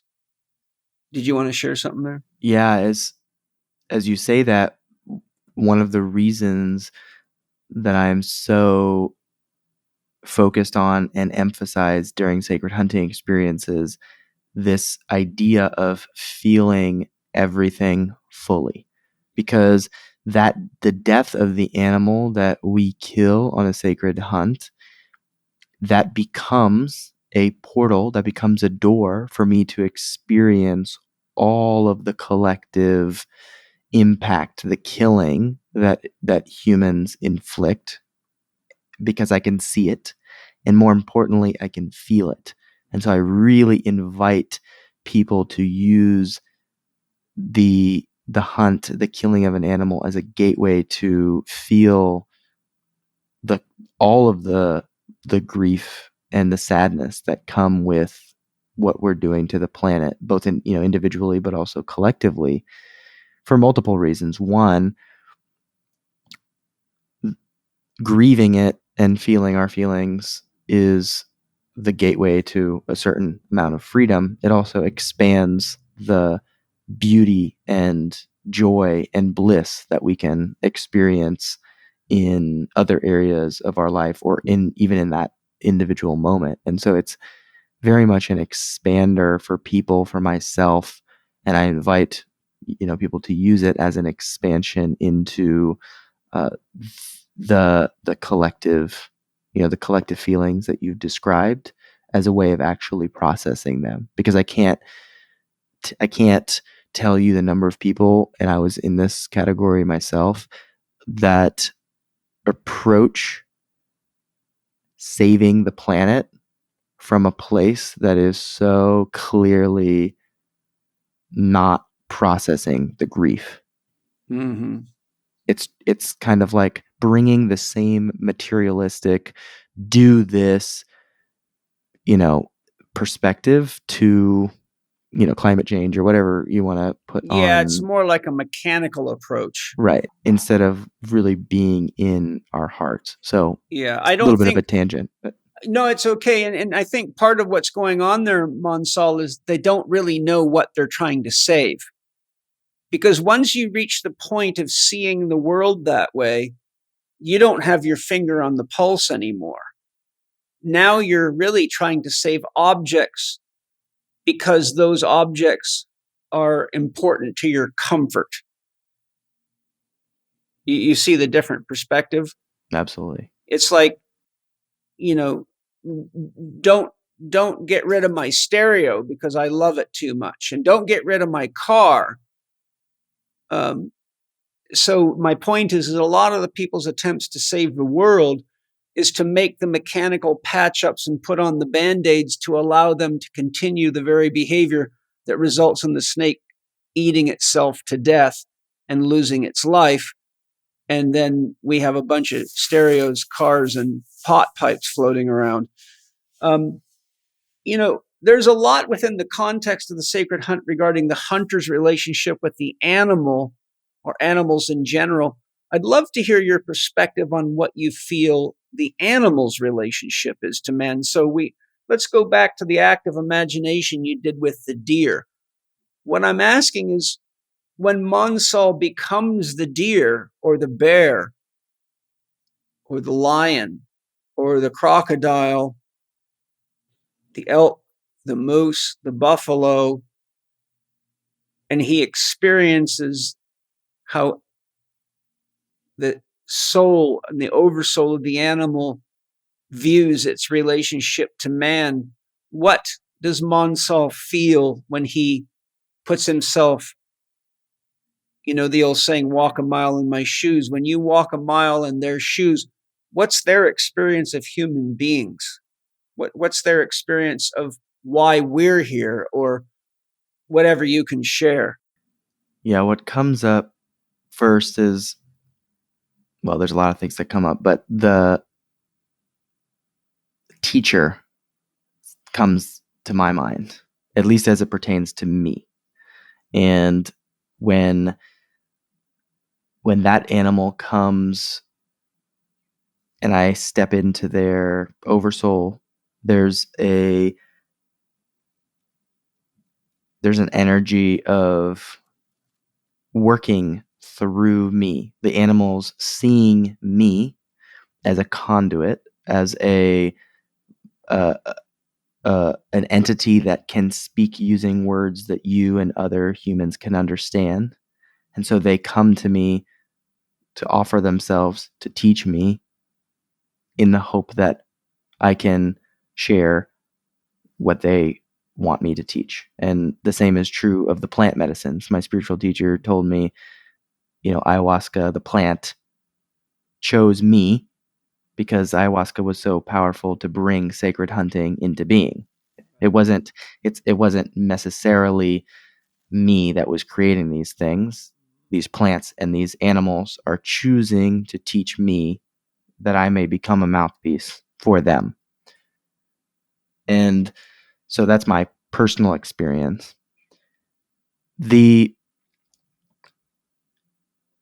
As I think about the way indigenous people related with animals, one quote comes to mind: the first religion was to kill God and eat him. And it reflects that animals are in this teacher and godlike role. They are, in many ways, in many cultures, they're above us, they're teaching us, they're sharing with us. And, if you think about it, our early ancestors could not exist without the sustenance that was provided by an animal. And these animals provided the abundance of life. That's literally God. God is providing abundance. And I think that perspective is one of the things that I've been traveling all over the world and meeting indigenous cultures to fully flesh out, because the way we see the world shapes the way that we treat it. And if we remember a time where we saw animals as gods and teachers, or rather we saw the reality that they are gods and teachers, then we start to have a different relationship to the planet and them. Yeah. I was just curious on your own feelings in that regard, because I think it's important. It's easy for us as human beings to see everything as there for us, like a shopping mall, and we just go kill what we want or take what we want, kind of, because unfortunately,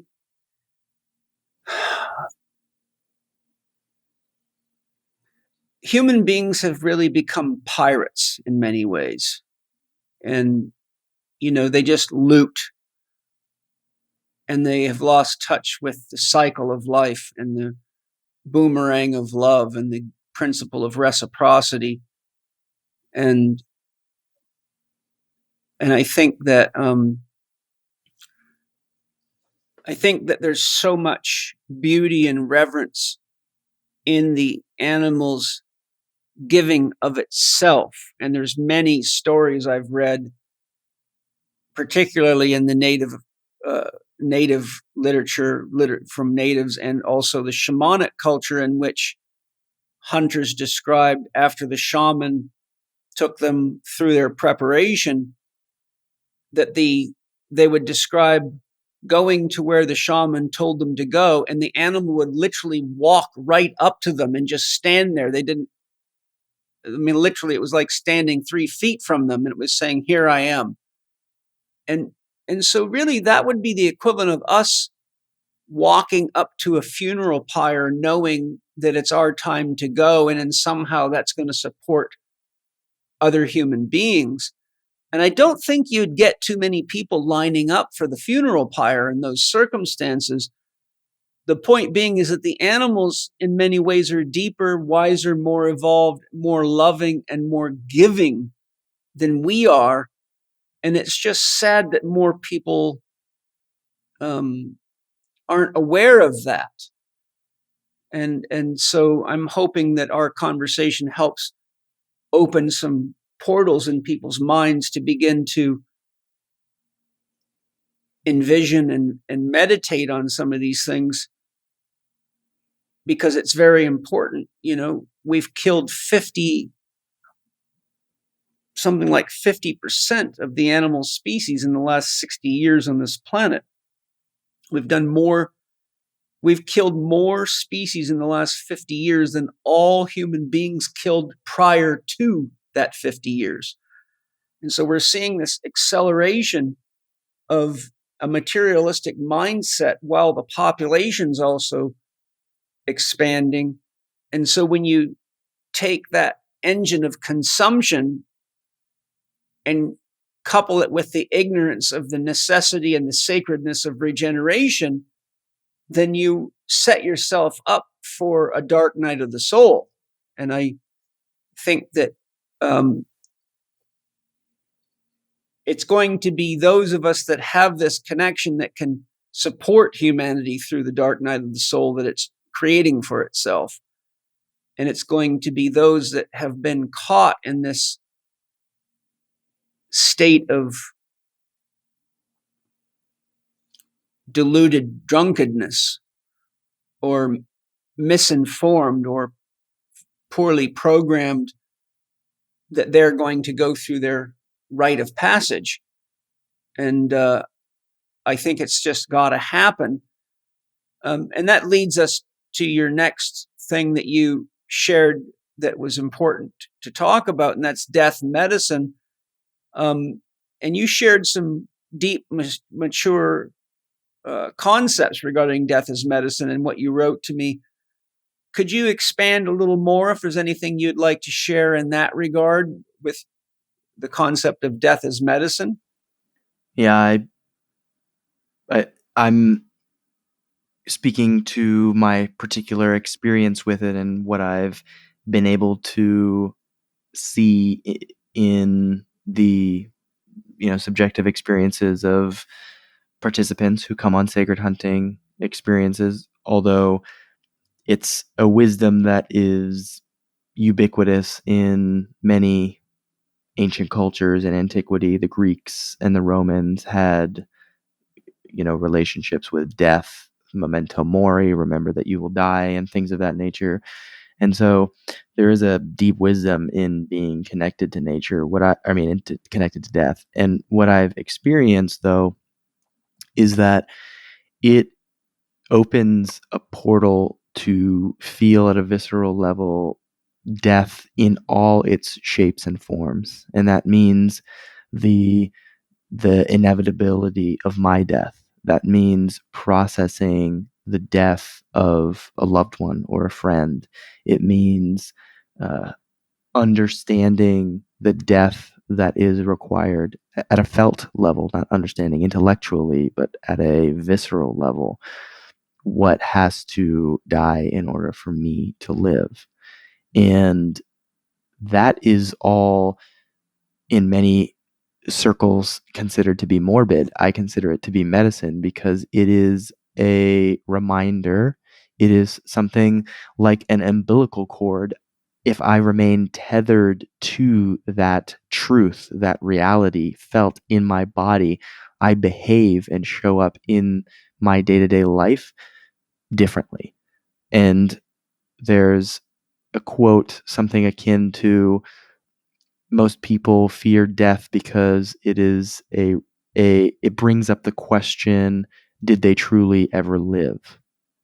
And if we're in a place of constant connection to death, then we have a much different relationship to the way that we're living on a daily basis. We're going to spend more time prioritizing the things that really matter when we're on our deathbed, and we wonder, what does it look like to live fully?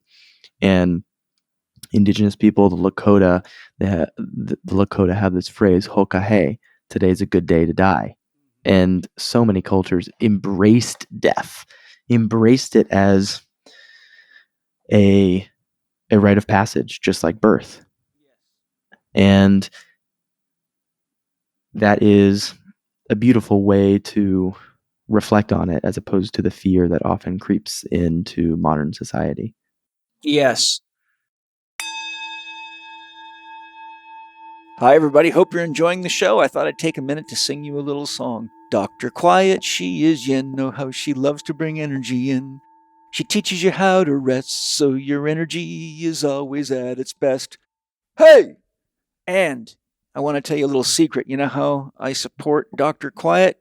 I use Organifi Gold, and it does some magic to help you sleep deeper and restore better so you can get up and be a freedom fighter first thing in the morning and all through the day. And I got Drew Canoli, who created the product, right here, right now, to tell us why it works so well. Drew, what's so unique about Organifi Gold except the fact that my kids won't stop asking for it?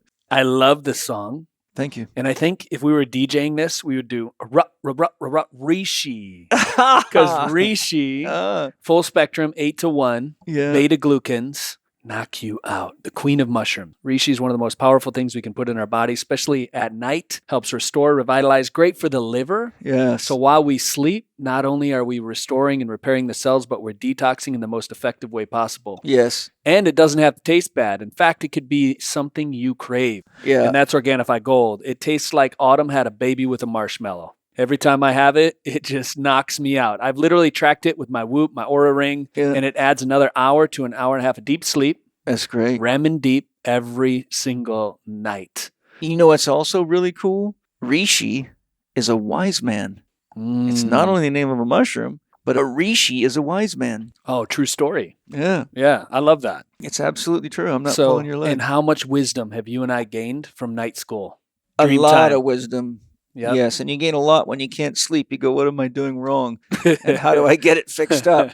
So, hey, one time when I was visiting you at your house, you made me a Organifi Gold as a hot tea, and I'd never realized you could make it hot. It's the best way. And I was like blown away. I'm like, wow, this is incredibly good. It tastes like dessert. Mm-hmm. But unlike most sweet things, if you take sweet stuff at night, you can't sleep very well, and it jacks you up. But this stuff was just so relaxing and so amazing. I was like, wow, this is incredible. And I know you're allergic to coconut. Yeah. Right? But what I like to do, and this is when I'm being bad, you see, there's a much bigger cannoli than the cannoli you see today. I would eat ice cream and all kinds of comfort food because I'm from Michigan. But one thing that put my cravings in check, I take a little cocoa whip. Yeah. I put it on top of this that's golden nice. tea. Okay. It is the best drink at night you could ever have. It's amazing. Yeah.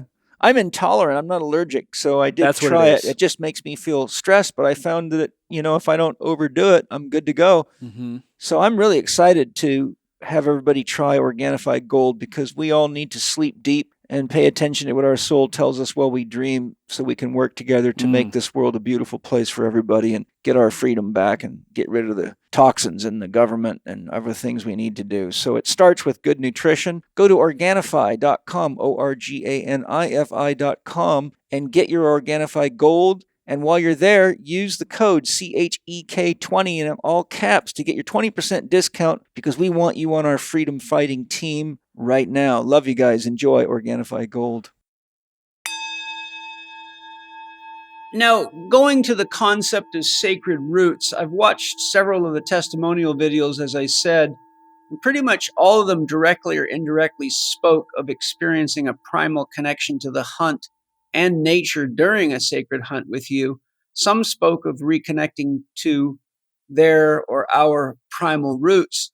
And this certainly is, in my opinion, related to our instincts, which are the psychological or psychophysical interface with nature. Can you share your thoughts on re-experiencing our primal roots or our primal nature during a sacred hunt, and your thoughts on the state of people's lack of connection to their instincts today? Now, I don't know if you see instincts as something linking us to those primal roots or the sacredness of the hunt, but to me, the instincts are where the psyche interfaces with our physical senses, so we can actually feel our thoughts and emotions. I love the connection that you draw between instincts and primal roots. The way that I think about primal roots in the context of hunting is partially around the way that our body and our psyche and our minds have evolved with hunting in particular, intertwined with it. So, as an example, some evolutionary psychologists believe that males are one, more comfortable solitary and by themselves because they had more experience in an evolutionary perspective hunting alone. Yes. Mm-hmm. And there's also evidence around there's many. I won't go into all the different evidence, but the point is we are shaped by this practice of hunting, and we're also shaped by the practice of sex and the practice of, there's other practices as well. And in our psyche, what I believe is that when we cannot express or when we are not connected to certain parts of ourselves that are so fundamental, it will start to come out in unhealthy ways. And the violence without the respect, reverence, and responsibility and intentionality is clearly coming out in all different types of ways in society. And if we can own it and experience it and foster it and give guidance to these primal urges and feelings, then instead of denying it, instead of repressing it, instead of casting it out, then we have literally a more integrated being. And a lot of the primal roots could be associated with some of our more animal instincts, our desire to feed ourselves, to procreate, and things of that nature. And one of the great disservices that I think Christianity brought to the world is creating somewhat of a way of casting out or shaming the animal self, the primitive, all the disparaging words that not only were used for people, but then became weaponized against colonial people and indigenous peoples and things like that. And one thing I love about indigenous cultures is how integrated they often are with their animal self. And I have a quote here from John Lame Deer. He says, "Sinning makes the world go round. You can't be so stuck up, so inhuman that you want to be pure, your soul wrapped up in a plastic bag all the time. You have to be God and the devil, both of them. Being a good medicine man means being right in the midst of turmoil, not shielding yourself from it." And what I take from that is having a connection to this animal self and even expressing it where it's healthy, and having an intimacy with it to know when it's not appropriate in the society that we've currently decided to, live in. And I cannot tell you, speaking to sacred hunting, how many men and boys go through this experience, and it turns something on in them, not in their mind, but in their body. And it is clear from their body that something has been awakened, and they are now in touch with something that they weren't before. And that is so important for men and for everyone, really, to be in touch with, the primal nature that we have and our wiring if we're going to be living in the modern world. Yeah. Do you have any examples of ways young men or even young women could, without having to go on a sacred hunt, reconnect to their primal or sacred roots in a way that doesn't, require them to hire you to go on a sacred hunt, but something, because I think these are things that should be ritualized societally. Praying to God for a bigger car or a flat screen television is what we've ritualized, but honoring and connecting to our sacred and primal roots brings us into a completely different state of relationship with life. I'm just curious if there's any practices that you might suggest to people that would allow them to move in that direction of opening their consciousness. Yeah, great question. Two things come up that are somewhat tangential to hunting, and they highlight some of the core components of human psyches that is under fostered.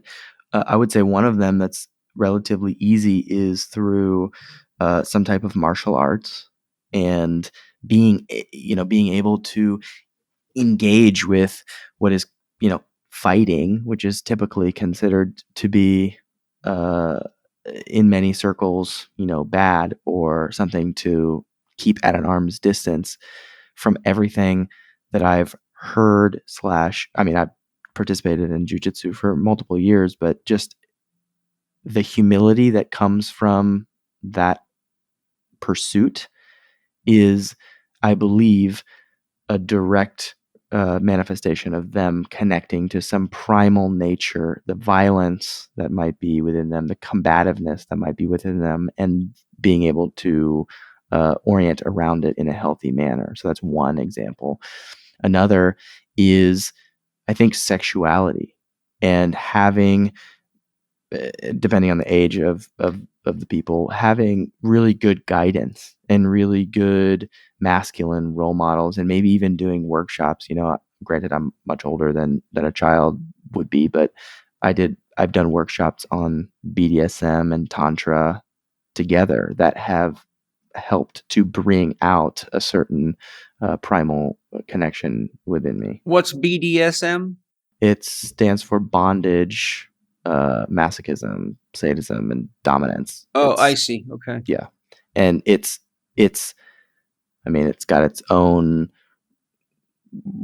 world of stereotypes and all that kind of thing. But the point is that it can invite a much healthier relationship to a primal part of our sexuality, because that they're all interwoven. The connection to our primal roots that comes through hunting is one avenue to it. Combat and fighting is another avenue to it. Sexuality and desire is another avenue to it. Mm-hmm. Yeah, I also think some simple things are, especially with the degree of addiction to pornography today, is to abstain from sex consciously, and then use, especially if you're a young male and you've got a decent amount of testosterone bubbling through your blood vessels, then to become present with the urge for sex.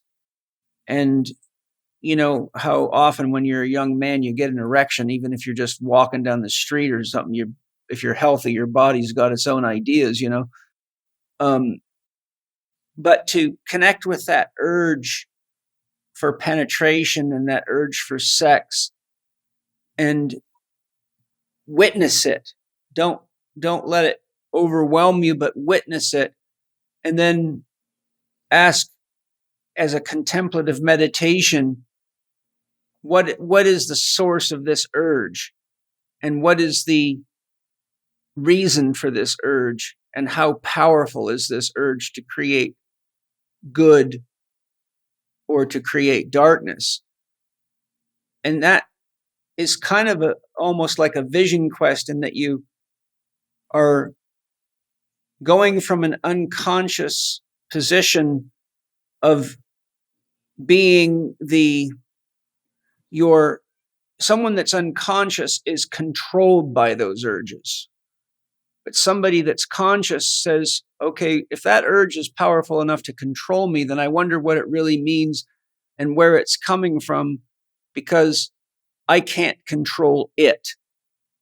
Therefore, just like I cannot stop myself from breathing for very long before the urge to breathe overwhelms me and the urge to live overwhelms me, then same with breathing. Where is this urge coming from, and what is its meaning, and who else has to breathe to live? And then all of a sudden you realize almost everything alive except anaerobic bacteria and various things are in some kind of a breathing process. So we realize that this urge to breathe is a certainly at least an earthly experience. It's something that's rooted in all life on earth. Those things that we're talking about, I think, are simple.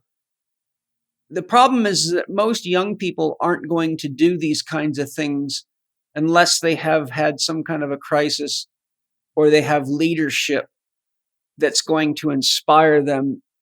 You know, like I could do this with my son and say, this is what we're going to do this week, and this is what we're going to learn. And he would do it. But I doubt most young men listening to a podcast are going to say, yeah, I'm going to go hold my breath and see what it is that's trying to breathe me, and then contemplate how that connects me to the most primal parts of myself. Because I think that's a step into adulthood that for a lot of the young people today means that I'm basically offering up my freedom on a platter, and I'm doing it to myself. So it's almost like they're inflicting themselves with some kind of bondage. Fortunately for me, being raised on a farm and having parents that oftentimes didn't have any money, so we had to completely and utterly live off the farm, seeing what happens if, you have animals die from illnesses, or they get attacked by bears or cougars, and ultimately you end up not having enough for a while. That environment, which is more closer to our primal experience, brings you into a real intimate relationship with the realities of nature, which we've now shielded ourselves from. So I think it takes a certain level of maturity to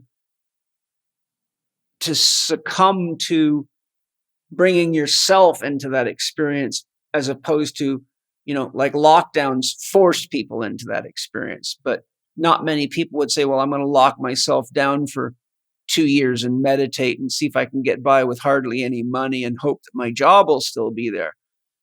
So I think these are suggestions, but I also, being a realist, know that there's not many young people out there that will do that, because it means that they're no longer a child. They have to forego the child spontaneity of I-centered thinking and behaving. Yeah, and that's, like I talked about, that catalyst for me was going to prison and being arrested, and that's what gave me that's part of what gave me the self-motivated drive. Many need outside support to guide. And that's one of the reasons why the nuclear family model with absent fathers that are also traumatized and wounded and absent is so detrimental, and why an ancestral environment in the tribe was so fruitful for people, because you've got all of these elders, all of these male role models that are providing their unique gifts for the development of these children. And of course, all of the rites of passage were guided rites of passage by elders of some sort, because it's not fair to ask a boy to create the rite of passage for them to then go through to become a man. They don't have the consciousness of the man to create their own rite of passage.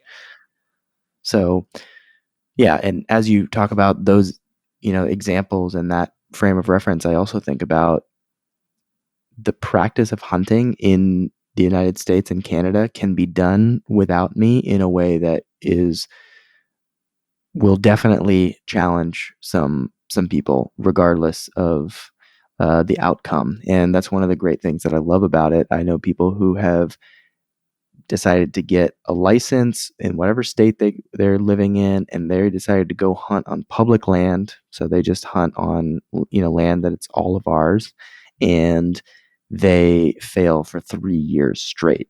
And they don't have the experience of taking the life of an animal. Sometimes they don't even have the experience of seeing an animal. And that will bring you close to your primal roots too. You spend a week for 3 years of your life, and you try and go find an animal, and you fail and you fail and you fail. And that's going to bring some wisdom. And so, yeah, for those who just want, a tangible hunting step, I would say go try it on your own and let go of the idea that you have to be quote unquote successful in killing an animal, because that's not where all the medicine is. I think that's a very beautiful offer, and I'm going to throw one in myself. One of my buddies, Shane McDermott, is a really amazing nature photographer, and he, for years, was trying to get a picture of a white bear. And I believe he was in British Columbia, somewhere deep in British Columbia, if I remember right. But the white bear is rarely ever seen. It's kind of like the white buffalo phenomenon. But he spent years and many trips to places like Alaska and British Columbia where the people had sighted a white bear. I think it's maybe a white grizzly bear, or I'm not sure what. I think it is a grizzly bear, but it's very rare. But the point I'm making is he had to go through all the exact sacrifices of a hunter to shoot a picture of this bear. And he finally got pictures of it. But he was telling me about how much of a sacrifice he had to make to get a picture of this bear.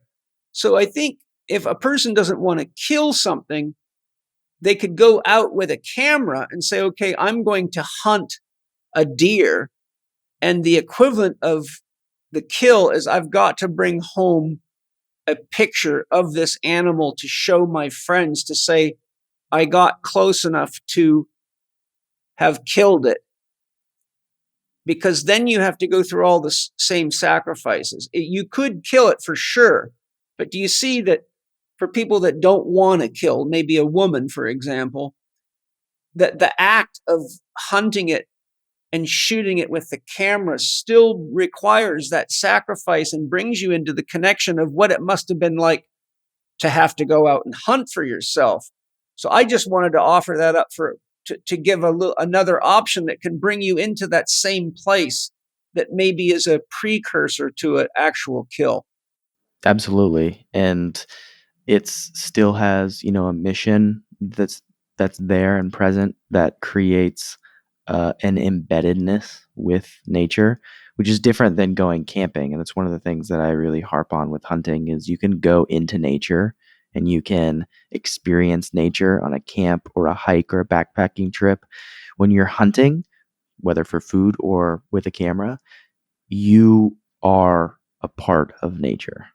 Yes. The intent to kill definitely amplifies that, but even just finding a specific animal, you are a part of nature. You have to know the seasons, you have to know the habits of the animals, the plants, the foliage that the animals eat. You have to be so immersed in nature to be successful with that it creates a different dynamic of relating with nature, a different intimacy. The other thing too, and I know this very well from my own childhood because I grew up on Vancouver Island, and we had cougars and bears and, wolves and all sorts of wildlife. But the point I'm making is, I'll give you an example. One time I was probably 12. I was just out walking in the woods just to get away and go explore. And all of a sudden I felt the presence of something near me. And I turned around, and not 6 feet from me was about a 200-pound cougar. And it was just looking right at me. And I knew instantly in that moment, at any second, I could be killed by that cougar. The point that I'm making is, and I've also had these experiences with bears, is that part of getting back to our primal roots is putting ourselves out in nature in a situation where we too can be the food. Because then you get a real reverence for the fragility and the temporality of life, and the fact that the table can be turned. And native cultures knew that extremely well. But these days, you get young men walking out with high-powered rifles, and they have no fear because whatever approaches them, they think I'm just going to kill it. But when you're out there with a camera or even a knife, I mean, a 220-pound cougar, and you and your knife, you might just piss it off is what you might do, and it'll eat you even more ferociously. So I think that, this is why I love my buddy Shane's expeditions so much, because he had no weapons with him. He was really out there as a spiritual practice and exposing himself regularly, and he still does, to the rigors of the fact that he too can be killed out there. Yeah, I'm so glad you brought that up, as that is one of the more alive practices that's in my life. When I mentioned that I went to Far East Russia, and I went to Peru recently, both of those trips were part of a TV show that I've been filming where I am tracking some of the most rare and elusive cats in the world. And so there was a moment where I was walking with my guide Alexander, and we had a flare, and the flare was for our protection to try and scare away a 700-pound Siberian tiger that we were trying to track and take video of. And I followed my intuition in terms of why I wanted to do that. But as you're sharing and as I've reflected on it, I am feeling my own wildness. I'm feeling the aliveness in me that comes from being so vulnerable in nature. Yeah, that's the magic word right there. And it is real vulnerability. I mean, I remember when I saw that cougar so close. I mean, I've had cougars close to me, but I also had shotguns and other things because my father had weapons all over the property because we had a lot of problems with wild dogs attacking and killing our sheep. And so my dad had a loaded gun in every corner of every building so that you didn't have to go very far to protect the animals. And a lot of dogs died trying to eat our sheep, unfortunately, after they usually got one, and cost us a lot of money. But most of them were just the neighbors' dogs. I live way out in the country, so a lot of these neighbors' dogs are just running around wild, and they get together and hunt in packs. Problem is, they don't even eat the animals. They just kill them for sport and then leave them there to die in the field. And so when you make your livelihood off them and you're crossbreeding animals and they're very expensive, you have to protect your livelihood. So it's my point is I've been exposed to a lot of dangerous animals, but I always had weapons around. So it's like, it's scary, but it's not near as scary. But when I was a kid walking out in the woods and I came across a cougar and I had nothing, not even a pocket knife. Or one time I was skipping school with a couple of buddies of mine, but we couldn't walk on the roads to get to my friend's house, which was about 8 miles away, because if our parents saw us and they'd drive on these roads, we'd have been in deep shit. So we had to walk through the forest for probably 2 hours to get to his house. And we came across a mother bear with 3 cubs, but the guys were walking about, 20 steps ahead of me, for it just happened that way. And they said, "Oh, Paul, look at the bears." And then I turned my head and looked, and like 10 feet away from them was 3 cubs playing around. I said, "Hold very still. Don't move." Because if there's 3 cubs right there, the mother's around. And when she smells you, she may come out and attack you because you're too close to those cubs. So they'd never been in the woods before. These were farm boys, but they didn't venture off into the woods. I had a lot of experience at that time. I was probably in the 9th grade by then. So I'd had plenty of encounters. And sure enough, it wasn't 20 seconds later, this great big mother bear came, and she stood on her hind legs and started making noise and growling at us.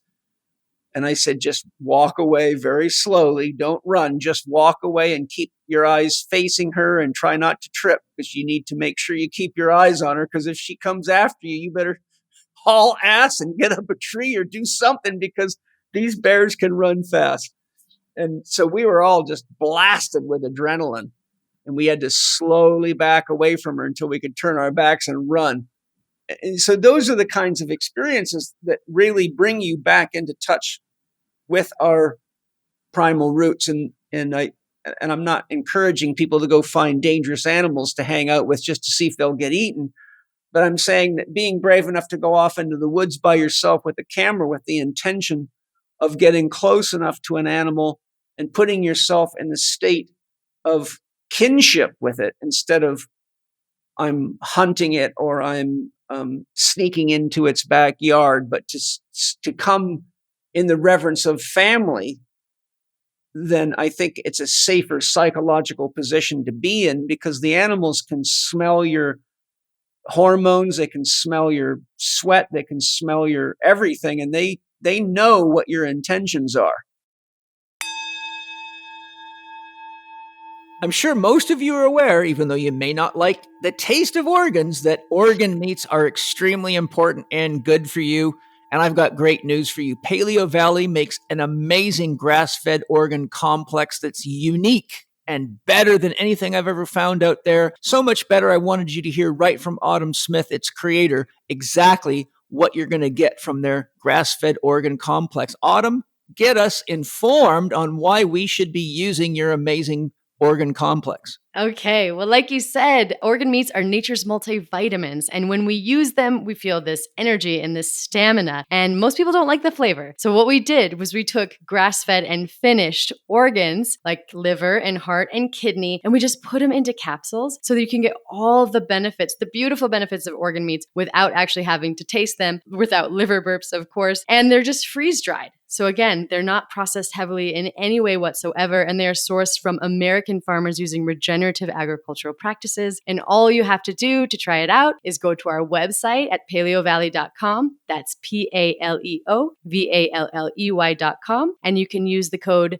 CHEK15, and that's lowercase CHEK 15. And I sincerely hope you love it. You know, there were several tribes in societies in history in which women hunted and joined even in battle. For example, during the multiple Christian crusades, women joined the battle to hunt other human beings, sadly. Connection to our primal roots as men, being in nature, gathering, and even hunting connects to a woman's primal nature as well. So you mentioned you'd taken women on sacred hunts. I'd like to hear, how do the women respond?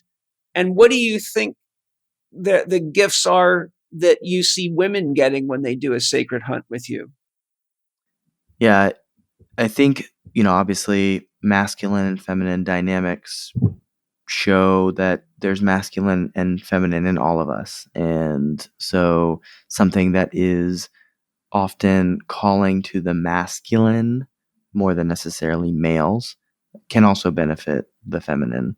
And so I'll make that distinction first. And secondly, there's a lot of evidence to suggest that women have been great hunters and very successful hunters as well. In hunter-gatherer tribes, there was there wasn't really a luxury of necessarily clearly delineating males going to hunt and females, doing other stuff. So I do think that it is hunting is an integrated practice, and it's a practice that one has to bring the intentionality and the mission purpose of the masculine, but also a certain softness, attunement to nature, and there is a surrender in certain instances, and so it is both a masculine and feminine in the practice of hunting.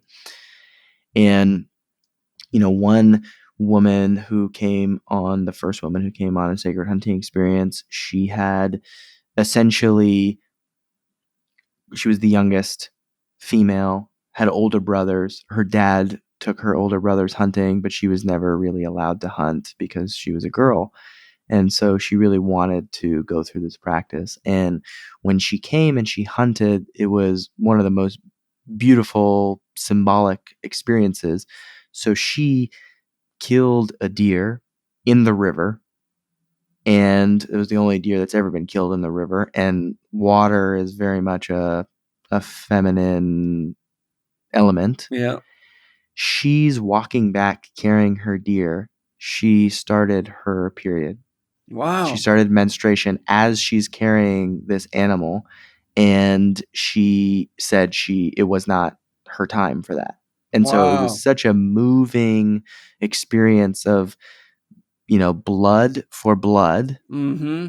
that for her it really was profound and set her down a rabbit hole where she now has a guiding license in New York State, and she's like teaching women and teaching That's other men amazing. and things. Yeah. That's just so special. That must just touch your heart to know that you were able to open that portal for her. Absolutely. Yeah, it was such a special experience to be a part of, and yeah, so beautiful to see it proliferate. And I imagine there are so many women who will benefit from the practice, and I think also will really excel at specifically the act of sacred hunting, because I've experienced women to be so much more in general in touch with their emotions, and being able to express their emotions and being able to feel the full range that comes with killing an animal. And that is a crucial part of sacred hunting, that the feelings are the motivation for intentionality and for the motivation for transformation. And so yes, so many are poised to grow tremendously in that process. Yeah. You know what popped into my head? Have you ever seen the movie Kill Bill with Uma Thurman? I have, yes. That reminded me of a woman hunter, like who can dish it back to the men just as well as they could dish it out to her. Honestly, in many ways, they can dish it out more. If you look at the Olympic shooting sports, females actually have much higher accuracy, or at least they're more accurate than males. Females are better marksmen than males. Yeah, that was the same in the military. In fact, when I was in basic training, we were at the shooting range one day, and they keep the men and the women separate, but a whole busload of women in basic training came, and the drill sergeant said, "Look over there. You see that bus full of women?" He said, "I can almost guarantee you they're going to outshoot you guys." Why? Because you guys all think you're John Wayne, and this is going to be their first time to hold a firearm, and they're actually going to listen to the instructor.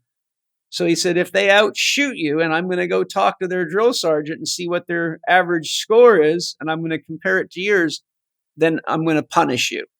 So you better practice your breathing, hold still, and forget about all your John Wayne stuff. And sure enough, man, they outshot us. We had to get punished because the girls beat us. I expected it because I grew up with two sisters, and I had plenty of experience of, and both of my sisters were tough as shit, man. You don't want to mess with my sisters. Took me till I was 16 to beat my sister Barbara in an arm wrestle, and she became a champion in logger sports. You ever seen the logger sports on TV? Wow. My sister was a cross-cut saw champion, and she was tough as shit, man. You don't want to mess with my sisters.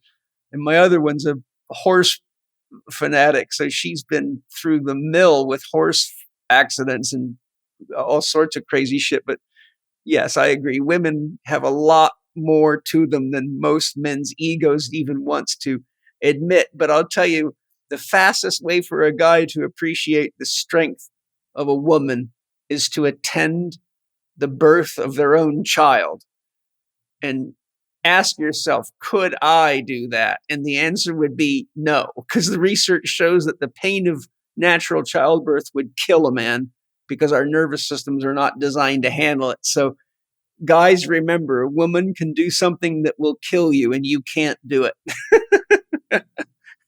Yeah, it's humbling reminder. You know, there was several men sharing testimonials of their experience during a sacred hunt with you that mentioned the experience of really slowing down. I think Mike Salemi was one of them. And Mike's a very close personal friend of mine, and I coached him for 2.5 years. So his testimonial was very meaningful to me.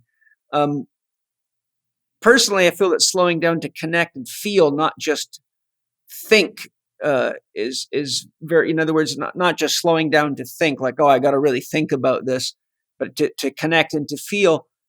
What observations do you have regarding the results of people being unable to slow down and connect with their personal lives, professional lives? And what indicators of being overstimulated or out of one's center do you initially see in men hunting with you? Does that make sense? Like, what kind of how do you, as a guide of a sacred hunt, like, for example, when I run a medicine ceremony, I have to very carefully read each individual constantly to protect them and to make sure they're safe.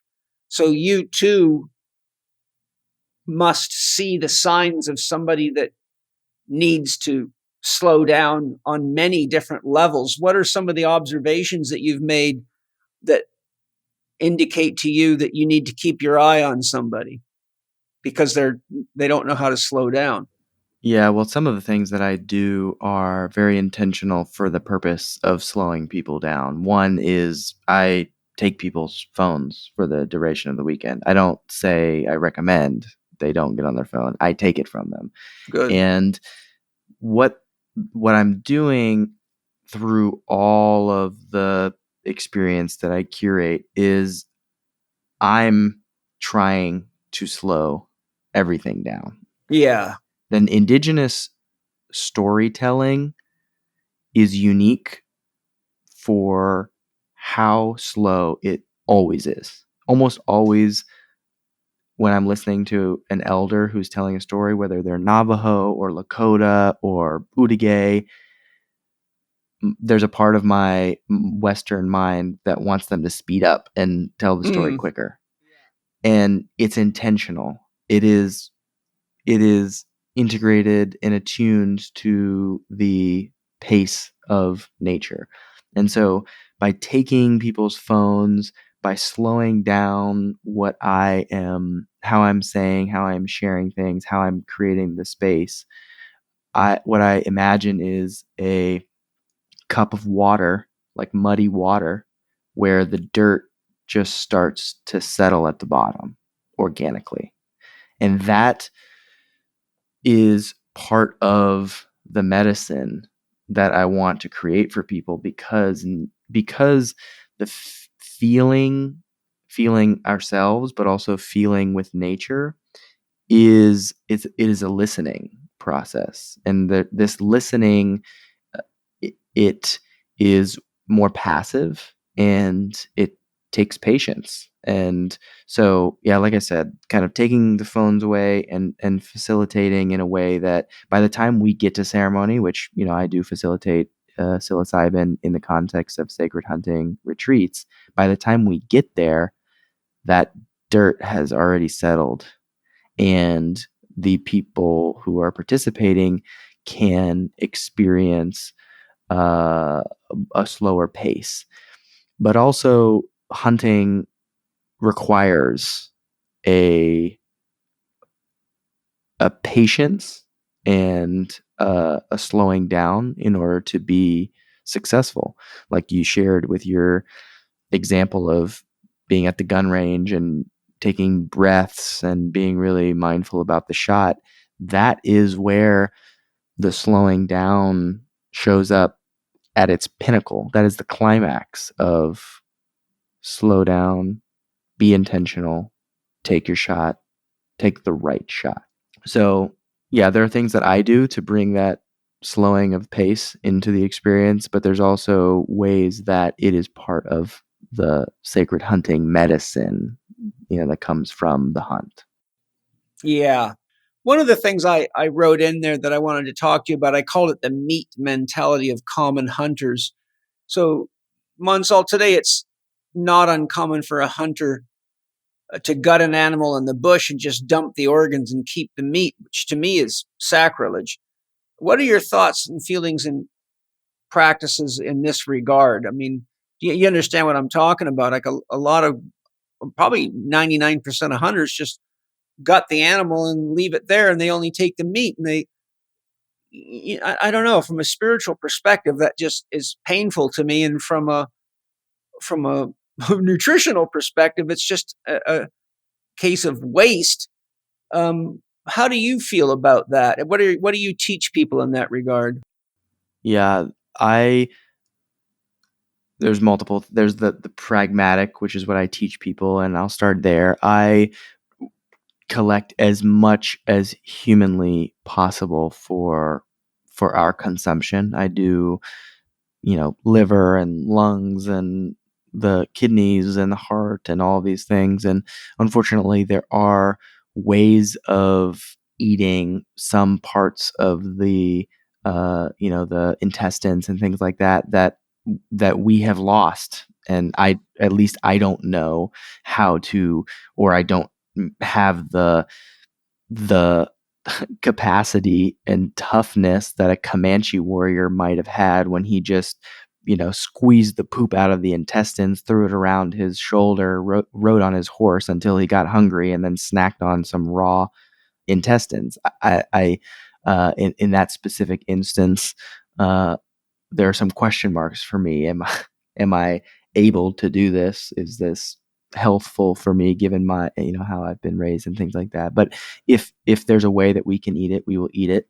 And then the other part of it is far more about the intentionality. And that's what I think is most important, because the parts that I see hunters, oftentimes I have experience with them, they have what they call the gut pile, and then they go and they dump the gut pile in the same place every single time, and it's done with the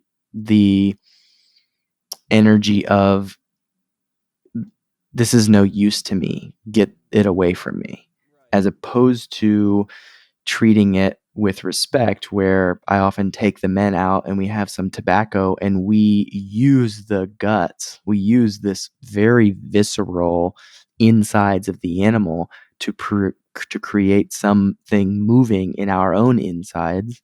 And we say a prayer with tobacco or whatever the case is.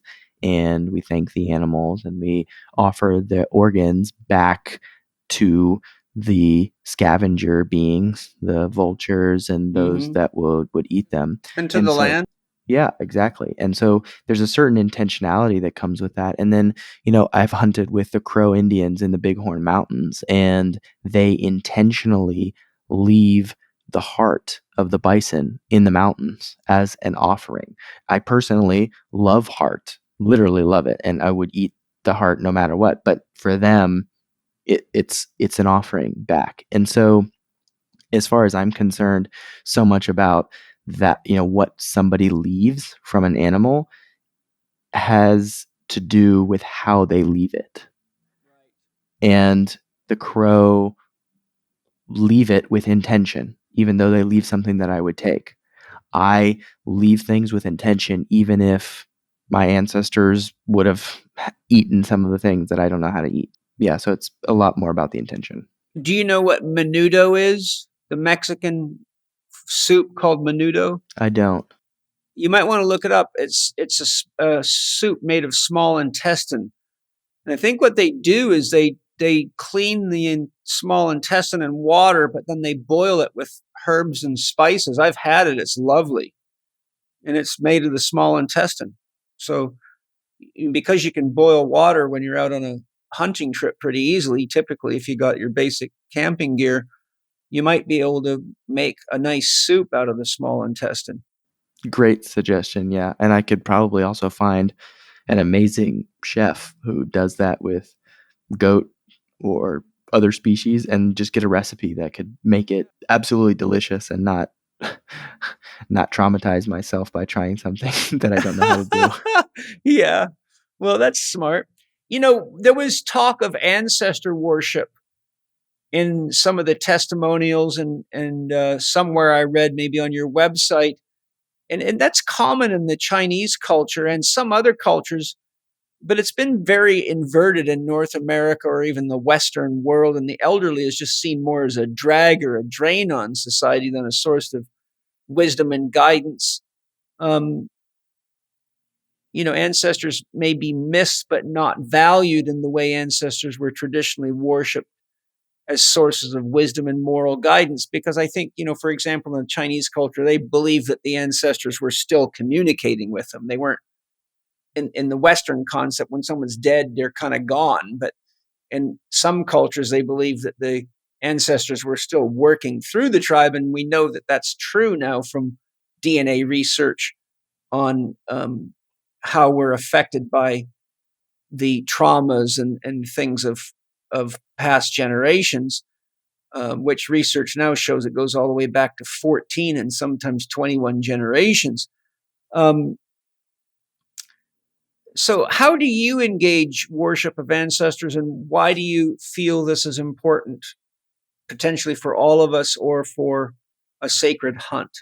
Yeah, one thing that comes to mind is my relationship with my spiritual teacher who has passed. And there's a few things. So my relationship with my spiritual teacher, although he's not an ancestor from a blood lineage perspective, he is by far the most grandfather energy that I have experienced, and we're all connected. And how I connect with him is through a felt sense. There are certain things that I could do that I could feel his presence. I also utilize dreams as a way of connecting with him and my ancestors in order to ask questions. There's something I try and bring to every single dream when I encounter a being. Oftentimes it is, my spiritual teacher or something, or an animal, and I'll say, "What are you trying to teach me?" And just asking that question, I get so much insight. And so that's one component of it. That's how I personally have a relationship with ancestors, blood or not. And there's the other part, which is I really believe in the cosmic ancestors of a place. And so when I'm on a hunt, when I'm on land, it is very important for me to understand the people who were there before I arrived. And the reason I think that is true is because the land births a consciousness in these people, Yeah. and they're indelibly linked, the people and the land. And so to understand the people gives me clues about and a way of understanding nature. It also gives me a place to provide gratitude and appreciation for people who were able to contribute to the maintenance of and support and love and reverence of the land before I could get there. Yes.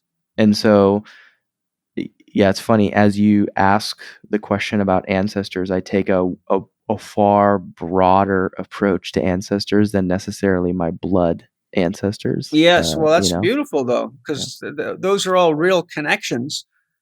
I think it's important. One day when I meet you in person, if you remind me and ask me to show you the technique and the method I use to connecting to ancestors so you can have a real-time conversation with them, I'll do it for you. I'd love that. Yeah, I'd love that because I have two ancestors in particular that are really guiding lights for me, and my connection with them has not entered the realm of metaphysical necessarily. I simply hold them as a model for the way that I want to live my life. One of them was the Supreme Court justice of the state in India, where I'm from, who was responsible for creating all of the laws in that state when Britain gave independence to India, or he was integral in creating all the laws. So the highest judge in the entire state. Wow. And the other one was a religious leader in a place called Tirupati, which is like the greatest Hindu uh, religious place in the world. And there's stories of him being like people trying to bribe him and him having high levels of integrity. And so I have this uh, in my lineage that I connect with at some level. Yeah, great. Well, I'd love to share it with you, but it's more than I can do here on a podcast. The next topic I wanted to share a dialogue on is the lost boys of the world. In his excellent book, which I highly recommend for any parents or anyone that wants to really understand what's going on with young men, there's a pretty good amount of conversation on the young girls too, but he has a book on the females. So the book's called Boys Adrift by Leonard Sachs, MD. He vividly outlines the state of boys and young men in the world today, and it's really shocking. He highlights the very high rates of video game addiction, particularly to violent games, how they alter a young man's personality in negative ways, how young males engaging violent video games have been found to have increased incidence of dangerous, risky behaviors, such as reckless driving, much higher rates of diagnosis for drug prescriptions for ADD and ADHD, seriously diminished sperm counts, elevated estrogen levels, largely from xenoestrogens in chemicals, plastics, drinks, plastic packaging, microwave use, a significant loss of interest in women, to name a few. So those are all some of the things right off the top of my head after studying his book. He points out that young men have lost their rite of passage ceremonies and that many fathers are themselves addicted to video games, late nights, and are not fulfilling their role as men, so their sons don't have a man to emulate. Mansal, have you had young men that fit the Lost Boys category, attend sacred hunts? And if so, what did you observe as a product of the sacred hunt experience regarding the Lost Boys challenges like I've just documented? Did you see any shift in them? Well, by the time somebody comes to a sacred hunting experience, I think they've already oriented around a certain type of perspective. It takes a pretty mature human and definitely adolescent to see sacred hunting and recognize its value. So I think in some ways, a lot of the kids, the adolescents that have come on sacred hunting experiences have been pretty far along in their development. Right. Nonetheless, one of the things that I see the most is, and I experienced this myself, regardless of chronological age, I experienced it when I, started to actually hunt. The confidence that comes from going through this type of experience is, regardless of quote unquote success, really pivotal for a boy. To feel like there is so much of this world that is scary, which is the case for most boys. Most boys living in the city, very sheltered in modern environments. The idea of being out in nature, which is most of the world, is literally dangerous and scary and daunting. And to be able to come on an experience like this for some of these adolescents, and to, one, be able to hack it out in nature, even with a guide, just to be out there, to endure the challenges that come with that. I'm hunting in Texas. It is hot. Everything is poking you or trying to poison you or kill you. Yeah. and those hardships that come up, the act of killing an animal, of realizing at a very deep level for us in our psyche that at least when push comes to shove, I can feed myself, or I have like an idea of how I can feed myself. That is so fundamental for a sense of confidence in oneself and self-esteem.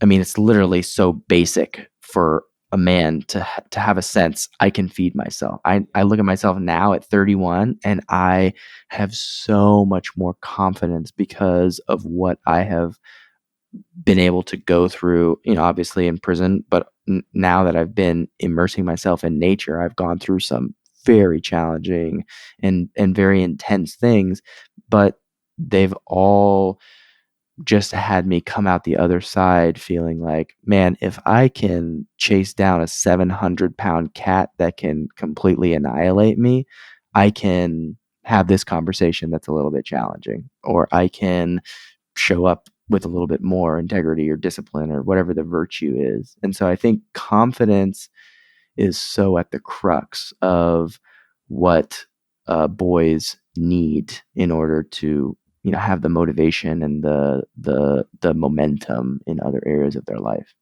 I think if you can hunt or feed yourself, protect yourself, and respect yourself, then you have three key ingredients to being a man and to living a healthier, more conscious life.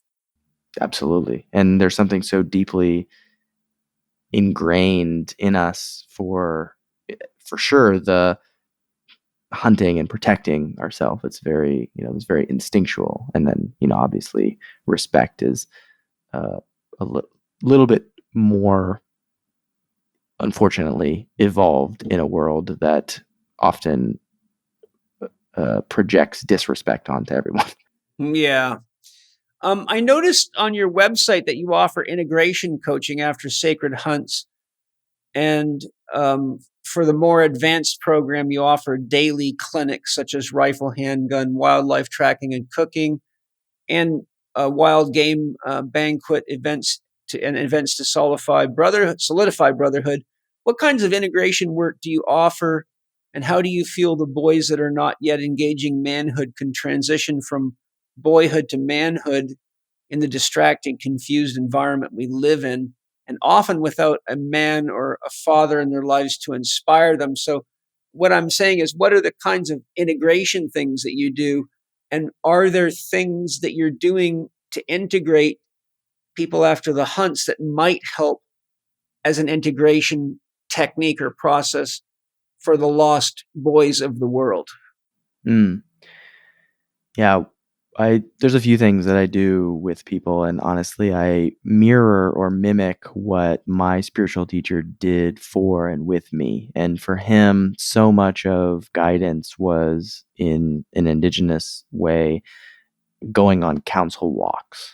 And so his methodology was let's get together walking in nature and see what emerges, see what comes up in you, what bubbles up to the surface in you, and what comes up in me. And that kind of mentorship is how I have, grown so much more than I could have by myself. And much of what I attribute the work that I do now and everything is to Will, my teacher. And that model is so simple, and yet it is so profound to be in relationship with a mentor in nature while walking. Yeah. That's been, a very simple component. It's also quite primal. Yeah, absolutely. I mean, we've been together walking. There's a long story made short. I studied the history of Tai Chi, the philosophy of Tai Chi, and I wanted to learn how did Tai Chi get created. And I found a couple of excellent books, but after studying the books, it brought me to making an exercise to help people learn where Tai Chi came from. And it actually emanates from the gate pattern. And so I would get my students in a circle, and there might be 30, 40, 50 of them. And I would say, what we're going to do is pretend we're a primal tribe out on a hunt. And we're very, very hungry, and we don't know when we're going to get food. And we've been going for many days, and we don't know how many days we're going to go. And so then I show them how to walk with this sort of natural, relaxed swing. And what happens is we're all walking in a circle, and we're all timed, and our arms are swinging together, our bodies are moving together. And when you do that for like 10, 12, 15 minutes, it takes you into a very deep meditative state, and it connects you to everybody in the group, very similar to drumming, rattling, or chanting together. And so you just made me think of the walking with men. There's something that a few guys could get together, and just like the New Zealand All Blacks do the haka, they could practice just what we might call a sacred walk, and just walk together and put themselves in the mindset. We have to stick together and be in harmony and be efficient together, because in our imagination, we're a long ways from home, and we're hungry, and we don't know when food's going to come, and just let themselves fall into that. Because like you said, I don't think it needs to be complicated or fancy. I think oftentimes the simplest things are the most powerful things, but until you do it, you never know. Yeah. And unfortunately or fortunately, a lot of people come from all over the world to attend sacred hunting experiences, and I don't always have the opportunity to walk with them afterwards. And of course, I'm always available via call and all that, but it's not the same thing. And so your idea of having people create a type of sacred walk, even if the walk is simply an opportunity to spend time in nature walking with others, is a beautiful and simple, practice for integration. Yeah, and it also lends itself to the spiritual practice called pilgrimage, which is usually walking from spiritual site to spiritual site. But Rupert Sheldrake does a pilgrimage most every year, and I think it's a few 100-mile walk. I can't remember how long it is, but it goes a long ways to these different sacred sites. So you're out there for like a month or something. So there is that. P3OM by Bioptimizers is hands down one of the most important supplements to have on you everywhere you go. If you're traveling, if you go to work, if you're going to friend's house to eat, this product will knock out food poisoning and almost any kind of gut disorder, from viruses, bacteria, fungi, whatever could irritate your gut so quickly. It's mind-blowing. I have been using this product since Wade Lightheart first turned me on to it, and he's the formulator of it. And I've got Wade here to tell us how it works, but I just want you to hear it from me. I have all my clients use this. I try to get it to friends, to family members, because it is really like your own bodyguard. So, Wade, how in the world does this thing work so well every time? Well, as you know, we're very research oriented, and we have literally a university in Croatia that we do microbiome testing with our labs of PhDs to find out what's the most effective formulation. And we are quickly moving into the post-antibiotic world where we need to cultivate super probiotics. We all heard of super bad bacteria in hospitals and stuff that are antibiotic resistant. Well, what we did, we worked with a medical doctor that was able to take an aggressive strain of L. plantarum, which is a very aggressive strain, and then put it through almost like a BUDS camp, a Navy SEALs training, where we subjected this particular probiotic to a toxic environment. We ran a sine wave through it, and out of that survived only about somewhere between 2 and 3%. We then take that and grow it on very special food. We feed them just like you would feed a great athlete. You feed them special food, and the probiotics develop unique capabilities. We have a US patent that is so powerful, I can't read it on the airwaves because we'd get canceled. But what I can say is when you put P3OM in your body, it goes out and breaks down any undigested protein, whether it's in your gut or through your blood system. And it becomes your Navy SEALs defense force, if you will, to go out and wipe out whatever pathogen might come in your body. You just need more of these guys to overwhelm it. It takes it out. It cleans up any messes. And for the last 18 years, I've been using P3OM daily.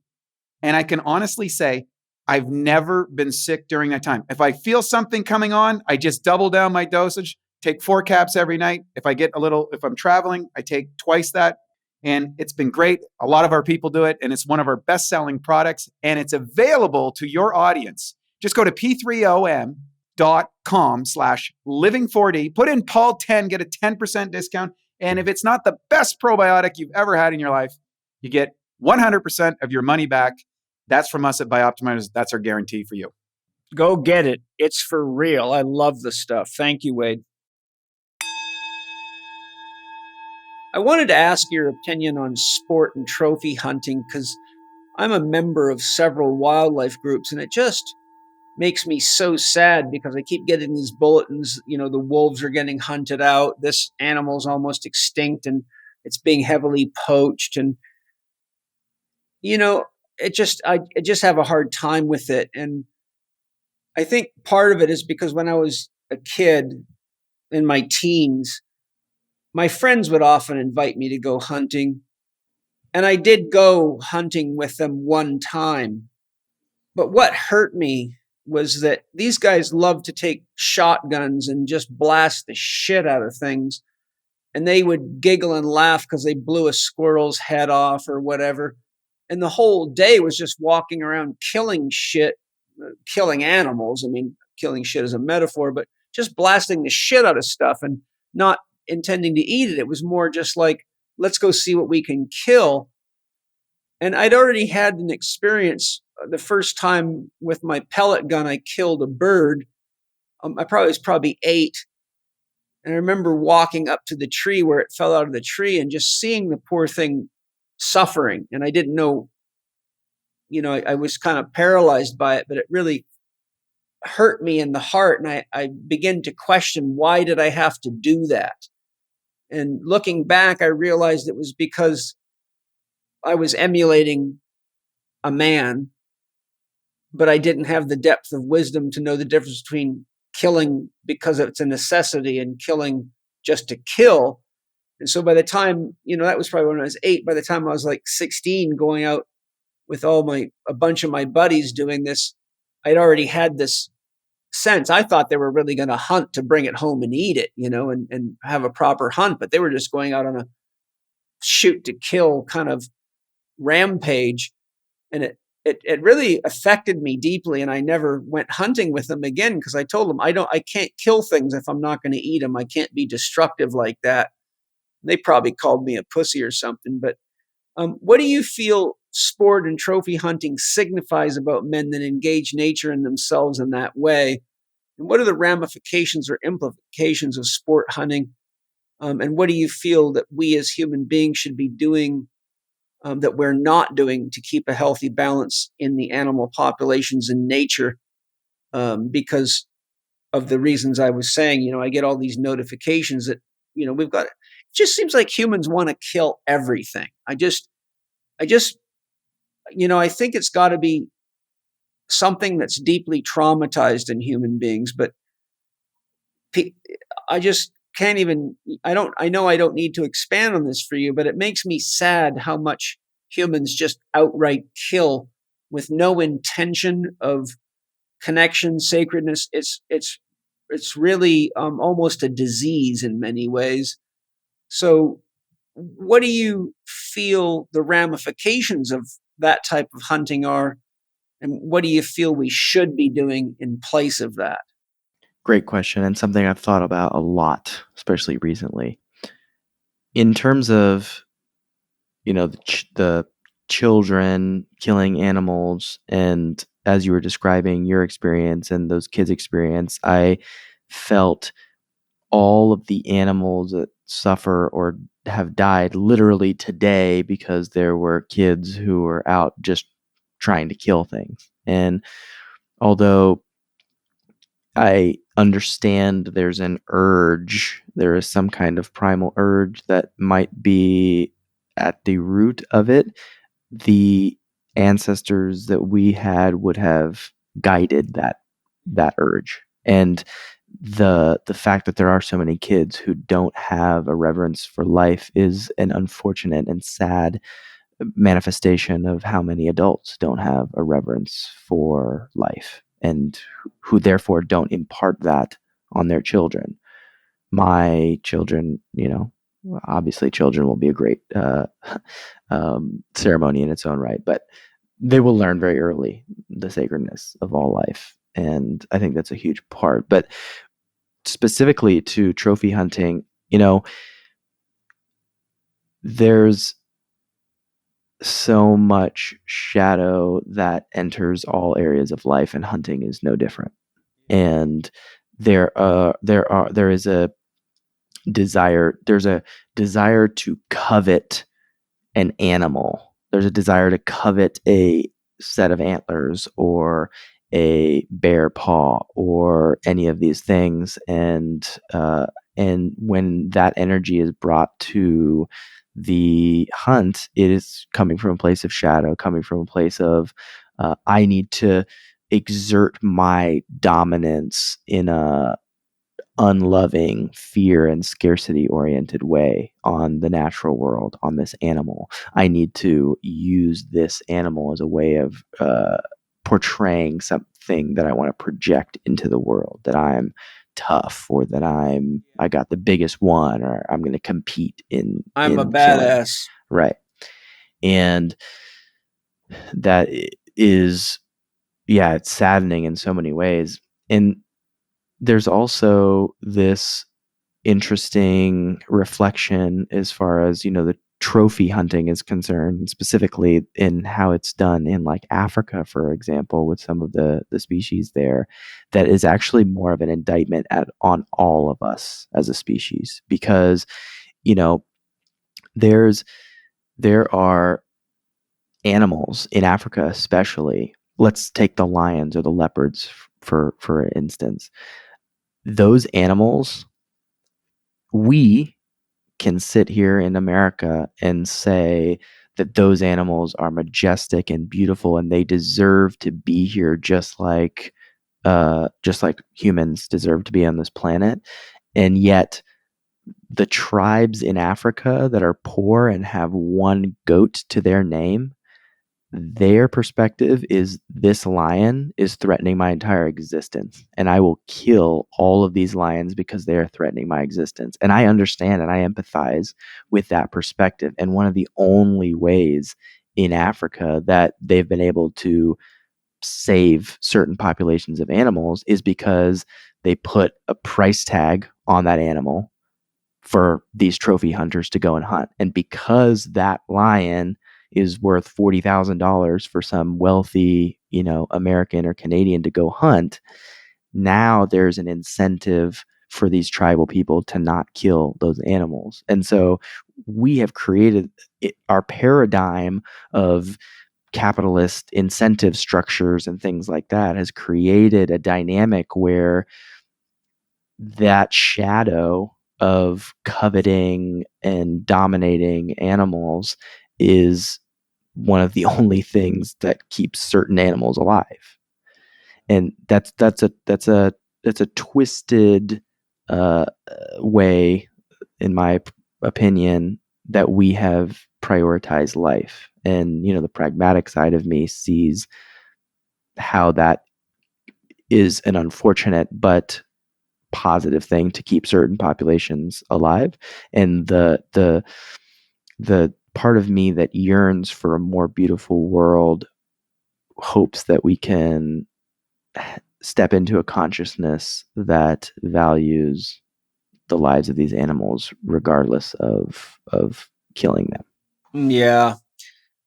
One thought that came to me while I was writing the outline is we've made the hunt quite unfair, in my opinion, with the advanced technology that people have today with tracking devices, high power scopes, laser guided scopes. I don't know, something in me, like if I was going to hunt again, I would prefer to bow hunt myself. I just think it levels the playing field a little bit. It keeps it more honest. I'm just wondering what your thoughts are on. Is there how much technology do you let into a sacred hunt, and is there a threshold where you say you're making it less sacred with technology? Great question. Yeah, personally, I use a bow when I hunt, and that is part of the divine past that I have as a felon and who I cannot own guns. I can only use a bow for hunting myself, which has created a far more sacred experience in many ways. And also, there's an argument to be made that using a rifle is more ethical because it is often more precise, it is more assured. And so, the way that I always recommend people hunt is to start with a rifle, to have the experience, a single bolt action rifle, not an AR-15 or anything like that, just a single bolt action rifle, and have that first experience of taking the life of an animal, seeing it through the scope and having the intimacy of taking one shot and killing that animal. And then, just as we crawl before we walk and walk before we run, you take the steps towards a compound bow, and then even a primitive bow if that is something that calls. Always being mindful, though, that where it's coming from matters, and somebody could come from a place of saying, a gun is too easy. I want to make it more of a fair hunt, and be coming from kind of a romantic, even egoic place in terms of wanting you could to go have, ego that way. Yeah, exactly, and have that and then have a desire to hunt in a more authentic way or whatever the case is, and then wound the animal. And again, there is no right or wrong. Just like in life, it's a matter of the decisions being made rightly. And so I caution, to crawl before walking, and also trust those who desire to fully commit to the practice every single day and really honor the animal and go that route. If they feel committed enough to do that, then heck yeah, I say that's an amazing route to go. So it's nuanced. yeah. One of the books I studied as work research for my new book I'm writing is The Web of Meaning by Jeremy Lent, which, as I was writing the outline, I thought I've got to really let Mansal know that if he hasn't read this book or listened to it, because you can get it on audio, it's a very good book. I have a feeling you'd find it very informative. It's very holistic, very comprehensive, and the guy really knows what he's talking about on many levels. And he cited other researchers that had gathered this information, but they basically found that indigenous tribes had realized that there was 4 things that were essential for the interdependency of all life. They called them the 4 R's, which are relationship, responsibility, reciprocity, and redistribution. I'm just curious what you think yourself on the importance of these 4 R's of interdependency, and how you feel these values correlate to your approach to sacred hunting.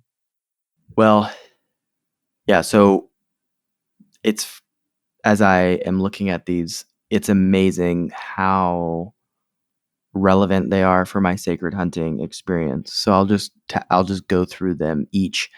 When I bring anyone to a sacred hunting experience, what I say is the number one relationship, the most important relationship, is between you and that animal. Mm-hmm. I am a guide to put you in the position, to give you the context, but at the end of the day, your relationship with that animal is of the most paramount importance. That is the relationship with both the animal itself, but also, the relationship with God, a relationship with nature, etc.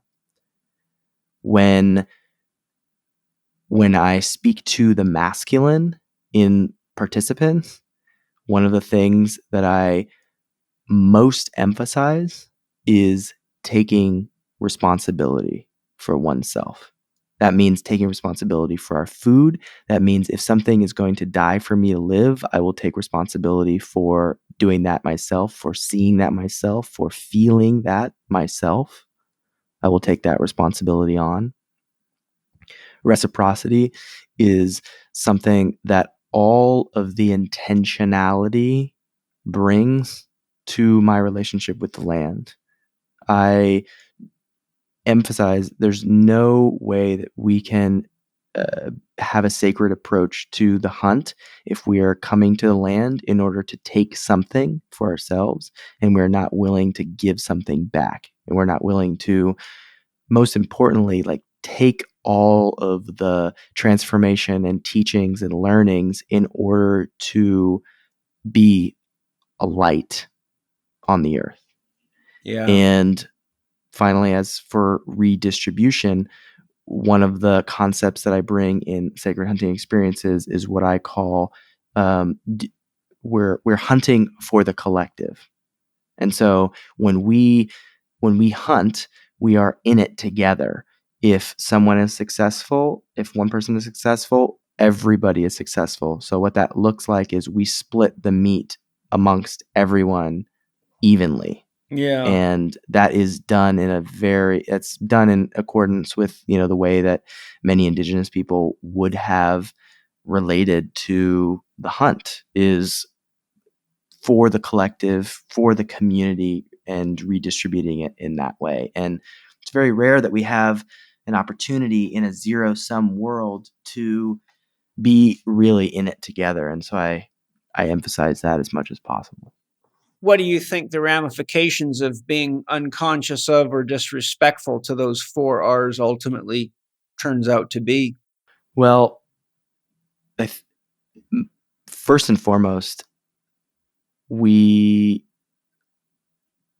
occurs to me is losing a sense of meaning and fulfillment. That's the core. That's the core of all of that. Like, why is it when I kill an animal and I have this profound experience and I am eating this food, it's meaningful because I have a relationship to it. I took the responsibility myself.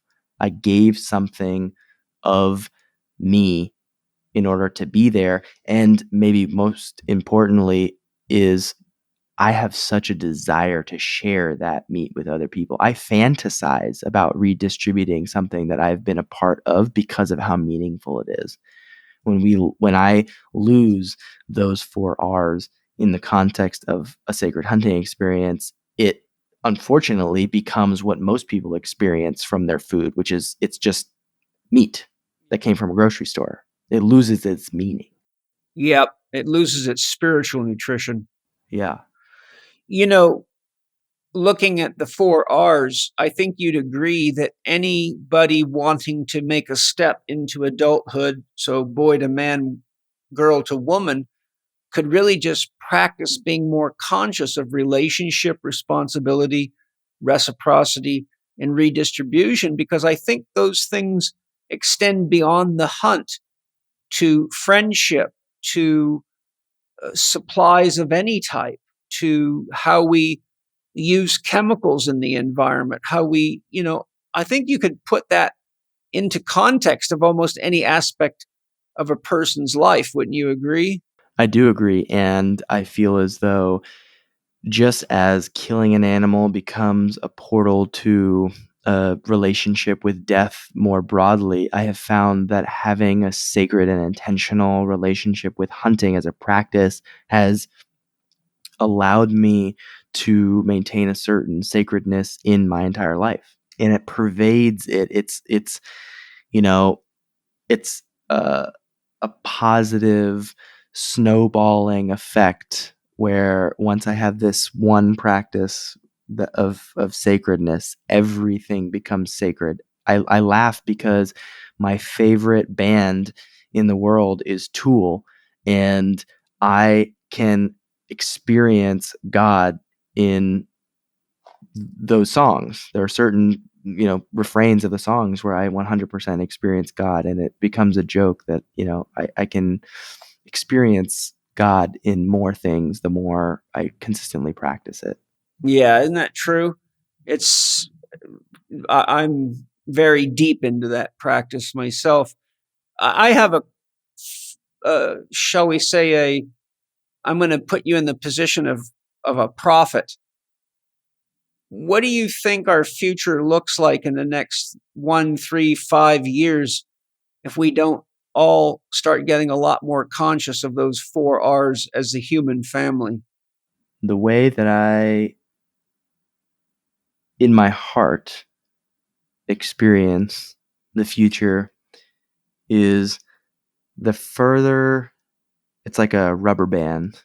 The more we pull in the direction of disconnection, of lack of reciprocity, lack of redistribution, my hope, what I yearn for, is that rubber band will snap back in the other direction so that we may, beyond 3 to 5 years, 20, 100 years, however long it takes, we may fully embody and take our role as being partners with the earth and in creating the biodiversity that we have reversed. And for anyone who's ever been to a permaculture farm and seen what is possible with humans partnering with the land, Yeah. my hope is that the further we go into the darkness, the greater the capacity we have for lightness on the other side. Yeah, beautiful. Well, just to close, it's been a very beautiful, honest conversation for sure. And I think we've shared a lot of information that would be good for anybody at any age to hear and or be reminded of. What would you like to leave the listeners as action items that you think are important based on the context of our conversation today? Yeah, well, there's a few. One I would say that's beyond hunting is really uh, fostering a deeper connection with nature. And I really believe that slowing down and witnessing nature is such a powerful, powerful tool. And that can be done, like I said, some type of, mini vision quest. Find a spot in nature that you like to be in, leave your phone, leave all things behind, and just experience a day passing in solitude, and see what that does to your being. And for those who are called to participate in the acquisition of food, not even necessarily just hunting or for animals, there are so many beautiful things that emerge from foraging wild berries and plants and medicinal herbs, or gardening, for example. Just being an active participant in life, really, but in, food in particular, is such a magical thing that will open up doors. It's almost a spiritual practice if you look at certain cultures and how they approach uh, collecting mushrooms during certain seasons. It's celebrated, it's ritualized, it's honored. Berries, I mean, all the red notifications on your social media that capture your attention, that the audience's attention, that is psychologists mimicking what happens when you're out in nature and you're finding red delicious berries that you might have been finding thousands of years ago. And so it's incredibly gratifying to just participate in acquiring your own food. And of course, hunting can be a part of that, whether you desire to come on a facilitated sacred hunting experience, or if you can go hunt on public land, you will learn so much. And then, participating, if you want that deaf medicine, participating in some specific slaughter of an animal can be so powerful, whether that be a sheep or a chicken or whatever the case is. Take baby steps. If you don't want to wield the weapon yourself, I understand.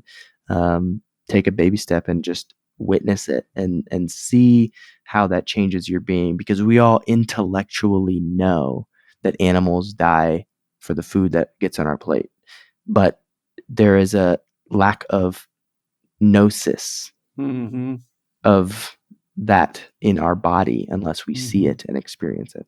Yeah, soul reverence.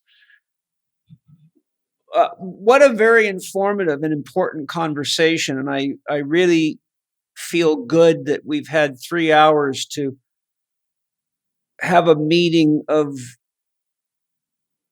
elders that can be helpful to young people. That was really one of my big goals with this podcast, was to really give something to the younger people and explain to them what a sacred hunt was, and how not only the sacred hunt, but the concepts involved could be used in your own home without the hunt, but to have the awareness, the consciousness, and the sense of what it means to be spiritual, what ritual is, what sacred is, and why we've all got to start paying attention to the issues we've talked about today, for not only for nature, but for our own survival and capacity to thrive and to live in ways that open our creativity so we can come up with better solutions for the challenges we face in the world.